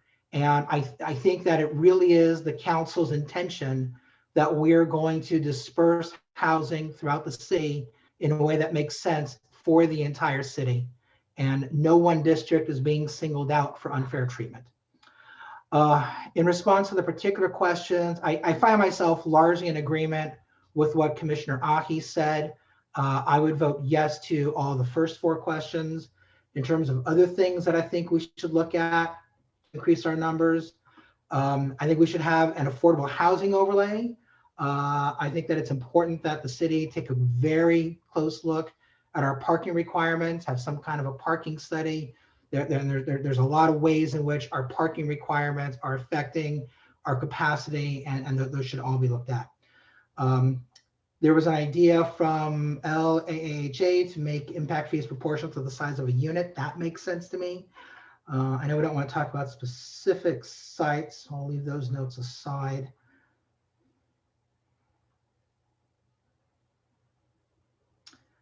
I'll end my comments there. Thank you. Let's see, next. Can I go back to Councilmember Lee Eng? Okay, thank you, Mayor. And please, although I know it's really tempting, can we stick to trying to answer the questions? I would really like us to try and conclude by 6:30. Okay, yeah, I do have more questions though. Can I ask them? Go ahead. Okay, so when you come back to us with your proposals of zoning, and suppose we don't agree with that, what is the process there? We'll address all the comments, discuss those with staff, and integrate those into a revised housing element that we're planning to submit to HCD after those revisions are incorporated. Okay, thank you for that. So regarding, I'm going to answer the questions now. Regarding the higher density in the CT, when you talk about like we definitely need to rezone, I'm concerned, and I think I want to provide some clarity and direction in how we're going to implement the level of density needed. I'm concerned because with all the density bonus, that's kind of like automatic rezoning for some of these areas. So I just need to understand better why you feel with the additional density bonus that the developers are receiving, why that's not sufficient and rezoning is needed. Our recommendations are based on state directed guidance. Okay. So I think I'm concerned about how we're gonna zone, how much zoning or how much more density you would put there.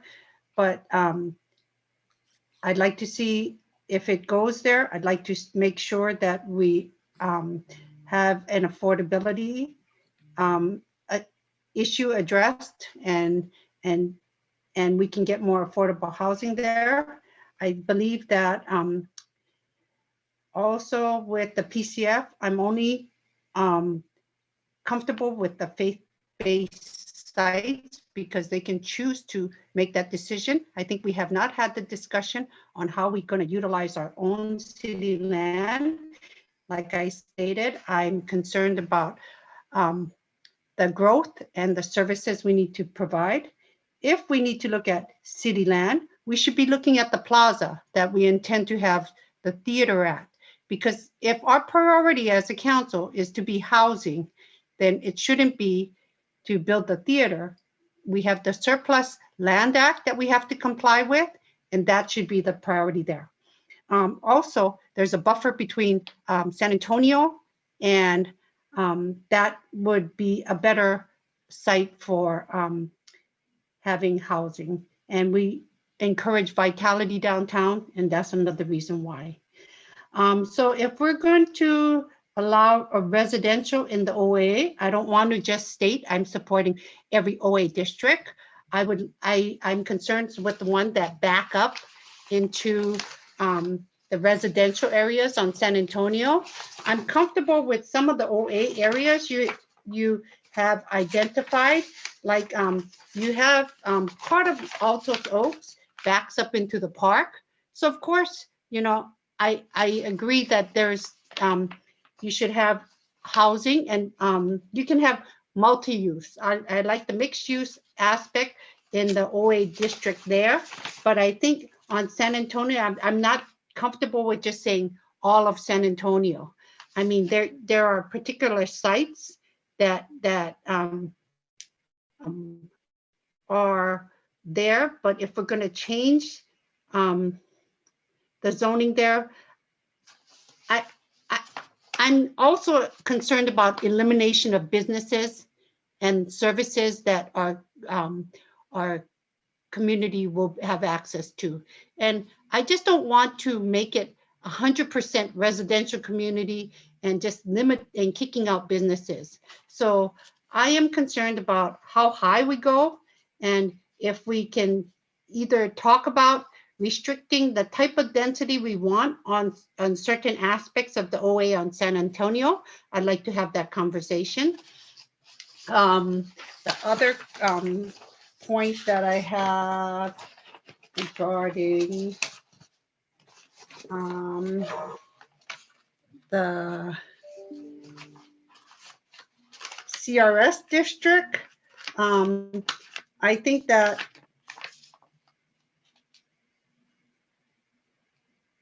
majority of these places already can have 3 stories. So I'm concerned because density bonus allows these people to have more. So I don't even see why we need to go that avenue. So I'm not supportive of, I'm sticking with the Loyola Corners specific plan. We all talk about parking issues downtown. Parking issues in Loyola Corners would be a nightmare. We spent a lot of time studying how to respectfully take on development in Loyola Corners. I'm concerned about the infrastructure there. I'm concerned about how this would present more bulk and mass and how it's going to affect the bridge that we have there. So I'm not supportive of increasing the density and sticking with the specific plan at Loyola Corners. And the CRS, I think with the CRS, I would just have additional concerns as to everything going more when people already have an opportunity to ask for more. So that's my position. Thank you, Mayor.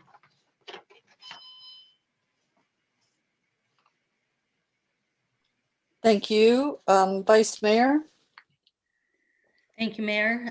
So I support that we have to explore all these policy questions. I would like, we really haven't had this capability, but I would really like us to be able to dial these up and down so we can look at what happens. Imagine a deck of cards, we deal it out to all the players, everyone gets 1 card. Now we start dealing the second card. So or what if somebody gets all the cards in the pile and no one else gets it? We have to be able to look at what some of these zoning decisions might make. I do want to make the point that, first of all, we should not assume, the public and council and commission should not assume that rezoning means that everything is going to look like the CT type zoning. Rezoning OA district, for example, doesn't have to have 5 stories. We could rezone it in a more thoughtful, careful way that fits in and could be potentially nicer than what's there. So rezoning can assume many forms. It doesn't mean it's all going to look like the CT zone. I also want to point out that the best protection for residents, R1 district, is to provide the numbers that we need to provide. So therefore, I support that we look at all these options and explore how they affect it. Because if we do not provide realistic options plus the buffer, then R1 is going to be jeopardized. So the best way to protect R1 is to do proper due diligence and provide realistic numbers. I do want to speak specifically about the Loyola Corners specific plan. The original plan was adopted in 1990, has been stated previously, which means a lot of the work that led up to it was done in the late 80s. In fact, the report talks about the recent closure of the Safeway at Loyola Corners, and that happened in 1985. So this plan is dated. The 2017 update, and I was on Planning Commission when we looked at that, is actually a 3-page amendment. It's not a whole new plan, it's a 3-page amendment. And I think it's important to clarify because we've had a number of submitted public comments in writing that claimed that that 2017 plan increased density and height, and it did not. It actually confirmed the 1990 plan levels. And in fact, it made it even somewhat more restrictive. So the 1990 plan talked about having 2 stories or 30 feet. And the 2017 actually made it more restrictive and said 2 stories and 30 feet. So eliminated the option of squeezing a 3rd story into that 30 feet. The impact of that is that we heard at the time in the economic assessments in 2017 that nothing would be done in Loyola Corners unless there were at least 2 stories of residential to pencil out a project with, particularly a mixed use project. So I think we do have to look at Loyola Corners, and the 2017 plan is really the 1990 plan with a few whereases and signatures confirming the details from the 90s. So again, I'm just going to repeat, the best protection from R1 is to do the best job we can in our housing element. And Mayor, that's my comments. Thank you. Councilmember Flagger. Thank you, Mayor. And some of what I had on my list has already been said, so I won't repeat them, but I do want to echo the statement that, this is not something that we're choosing to do. This is a state mandate, and we're required to comply with the state mandate. Our consultants have already explained one of the potential consequences if we fail to do so. And so, as many people have said, this is a big task for Council and the Planning Commission, and we all take it very seriously. And we've heard from many of you, we understand the concerns about how any changes will impact your particular neighborhood, and we understand. And I think part of what we're trying to do tonight, and I've listened to everyone except the mayor, is minimize the impact on each of these different zones. But again, as the vice mayor just said, while taking the conservative approach of protecting the R1 zones. And so I think that's been the approach that we've been taking, approaching the housing element update process. And I just wanted to reiterate that for members of the public listening. Looking at the different policy questions, and I'll start with the CT district. I agree with the comments that we should allow higher density in the CT district. I do want to underscore, though, the importance of ensuring that many of the CT district areas maintain the mixed use where we do still have retail. And so I do not want our consultants to take away the fact that I am supporting, and I'm sure my colleagues as well, changing the entire CT zone to residential. I think it's very important to maintain a lot of the retail we have there on the CT district. Then as to the PCF zoned parcels, I do support allowing residential. I'm actually aligned with Councilmember Lee Eng. I don't support allowing residential on the Grant Fremont parcel. I'm definitely supportive of allowing residential on the Church parcels identified. As to the OA district, I do support allowing some residential development, and I do want to repeat, I think, what a couple people have already said, which is we're simply giving direction tonight to allow for increased density or allow for residential. But to the extent we can tonight as part of the direction, I would also like to keep the density low for the OA district. If possible, that's definitely one of the areas where we would be adding residential, but my preference would be to have very low density in the OA district. And in the future, where we develop zoning programs, to the Vice Mayor's point earlier, we can talk about what that housing looks like, townhomes and different structures, because I think one of our residents rightly pointed out density can look different ways, when you look at the missing middle and different types of housing. And I know that's not what we're talking about tonight, but I do want to say on the record that I would definitely be supportive of looking at programs we can implement that give guidance as to the type of housing. So as to the OA district, I support allowing residential, and I would also support having any kind of residential units there be low density. As to the Loyola Corners specific plan, I also support removing the density cap. We, as the Vice Mayor just said, we amended the specific plan a few years ago. And what I like about the specific plan for Loyola Corners, it also talks about landscape opportunities, the flow of traffic, different ways to address a lot of the concerns we're hearing from residents, that they're concerned about these things happening if we increase the number of residential units for Loyola Corners.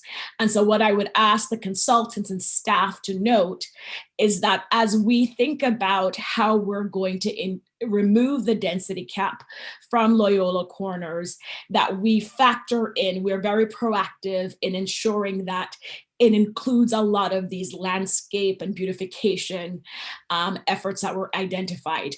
We don't want to end up with another First Street situation where we're doing, we don't want to put the cart before the horse. We want to make sure that we do have a plan for Loyola Corners that addresses some of these concerns before we start adding increased number of residential units to Loyola Corners. And I would, I don't think that's part of the discussion tonight, but I just wanted to make that point. And then as to other, going back to what I think it was Commissioner Roche who asked about the school districts, and I know our consultants are in touch with our school districts, but I would put that as a potential other if their school sites and the school boards are open to considering having housing placed on these sites. I think that's a potential other. And I don't know if that discussion has already happened, and that's why maybe it's not on this list. But as I listened to Commissioner Roche, I definitely agree with the school property or parcels as a potential option. As to the parking plazas downtown, I support having housing on the different parking plazas. The downtown vision plan actually talks about placing housing on some of the plazas. I do not support, replacing all our parking plazas with housing. I know many of us value and appreciate having some of those parking plazas, but I do think as part of this housing element update, we should include having housing on these parking plazas. And I will quickly add, as I've said for years now, we also need a parking solution, maybe more than one. For the parking plazas, where one will be removing parking spaces, the above ground parking spaces, to accommodate the housing and maybe green space and whatever else, replace it with a parking structure or two. And so I would definitely be supportive of adding senior housing or other types of housing on one or two parking plazas downtown. I think a lot of this will also come up during our discussion on programs. We're not discussing programs tonight, but Jen, correct me if I'm wrong. I think we will have an opportunity during the programs discussion to talk more about a parking program and possibly a park in lieu fund from developments. I think that's it, Mayor. I'm looking at my list just to make sure. Yes, I think I covered everything, and thanks again to everyone for participating. Thank you so much. So I'm going to try and move quickly through here. With respect to the CT zone, I think we need to establish a density that somewhat recognizes what's actually been happening, because that will help us in how we present it in the housing element. I'm not sure that it actually means upzoning beyond what we've really been doing.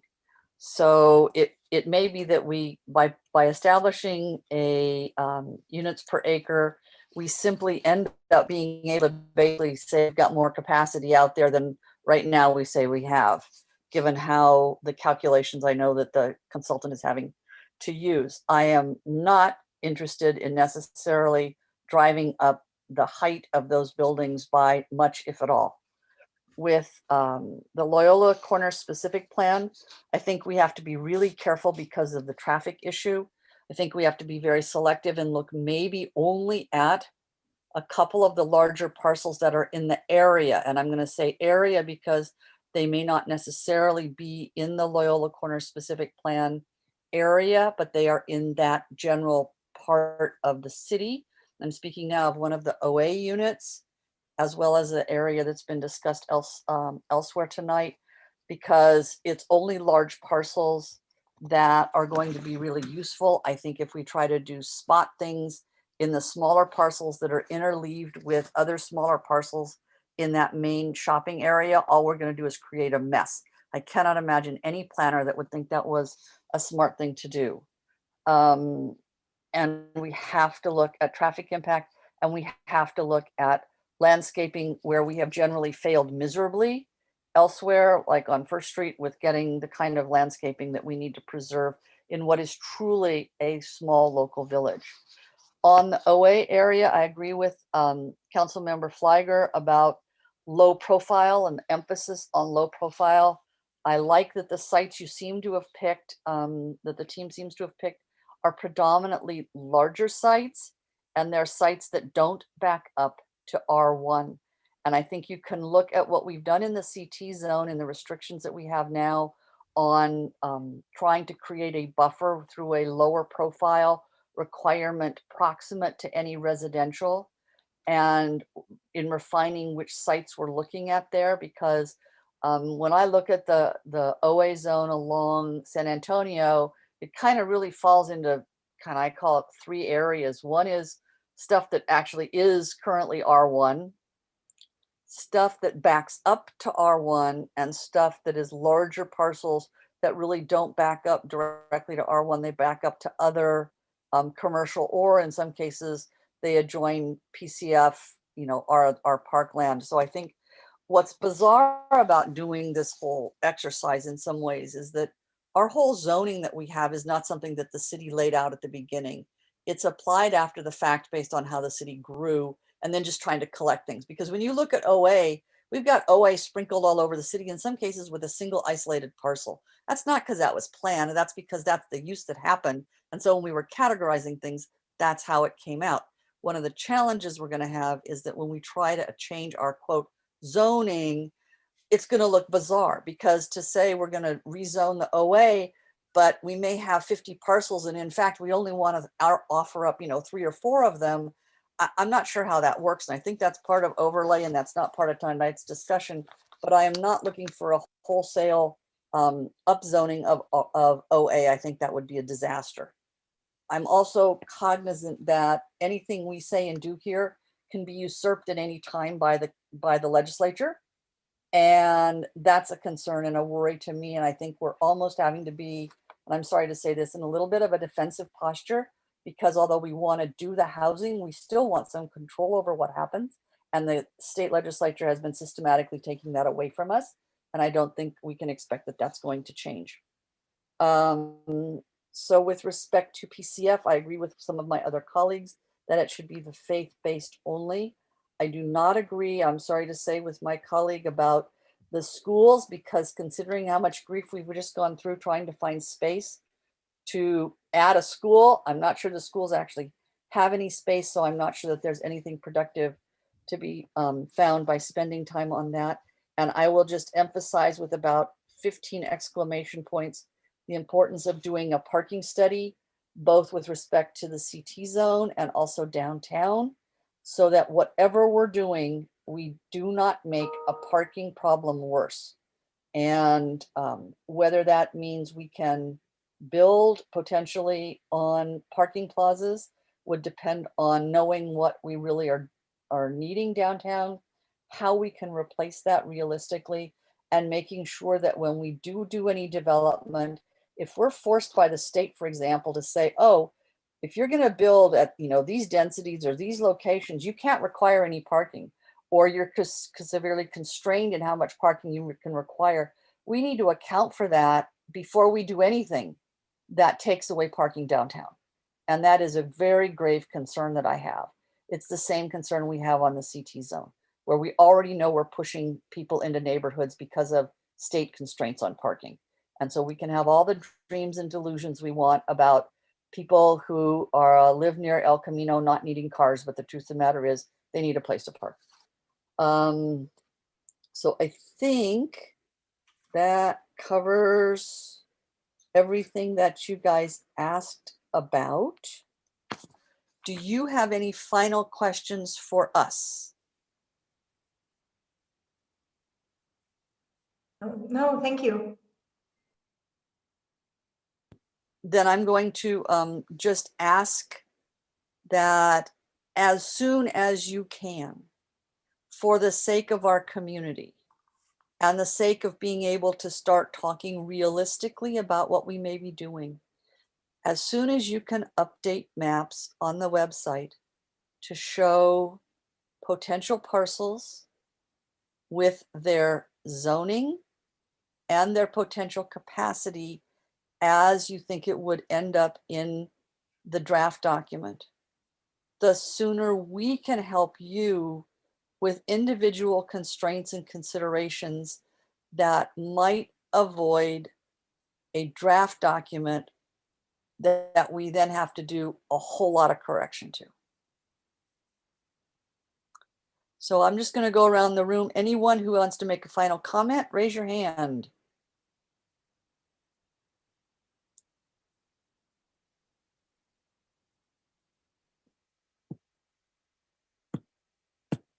And let's see. Councilmember Liang, I think you have your hand raised. Thank you, Mayor. I just want to make sure that our subcommittee understands that we support your oversight of the guidance of this process. And like I said earlier, there are some things missing that could have been made easier for this evening. And I would like to ensure that if you need further clarity or support in any way, I'd like to understand how we give that to you. Thank you. I'll speak on behalf of my colleague on the committee and say thank you. We appreciate that. We do. I'm going to toss the last comment potentially back to Ms. Simpson. Is there anything that you want to say before we close the meeting? No, just thank you all, commissioners and council members, for your feedback. This was very helpful, and this will help LWC and staff, get working quickly on getting a public draft out. So thank you very much. Great. So I just want, before we close, to check with City Clerk whether she received anything from Commissioner Merrick. I did, Madam Mayor, and I can read it. It's very brief. I emailed it to all the planning commissioners and to the council members, and we'll make it a part of the record. I will go ahead and read that if that's okay. Please. It says, thank you for allowing me to send this by email. My apologies, my audio did not work. I wasn't muted, but could not be heard. In response to questions 1 through 4, my answers are yes. I reiterate comments of my colleagues that parking must be addressed because it seems to haunt all of the other decisions. Thank you, Commissioner Merrick. All right, and we'll thank you, Commissioner Merrick, for working around the issues. And with that, at 6:37, we are adjourned.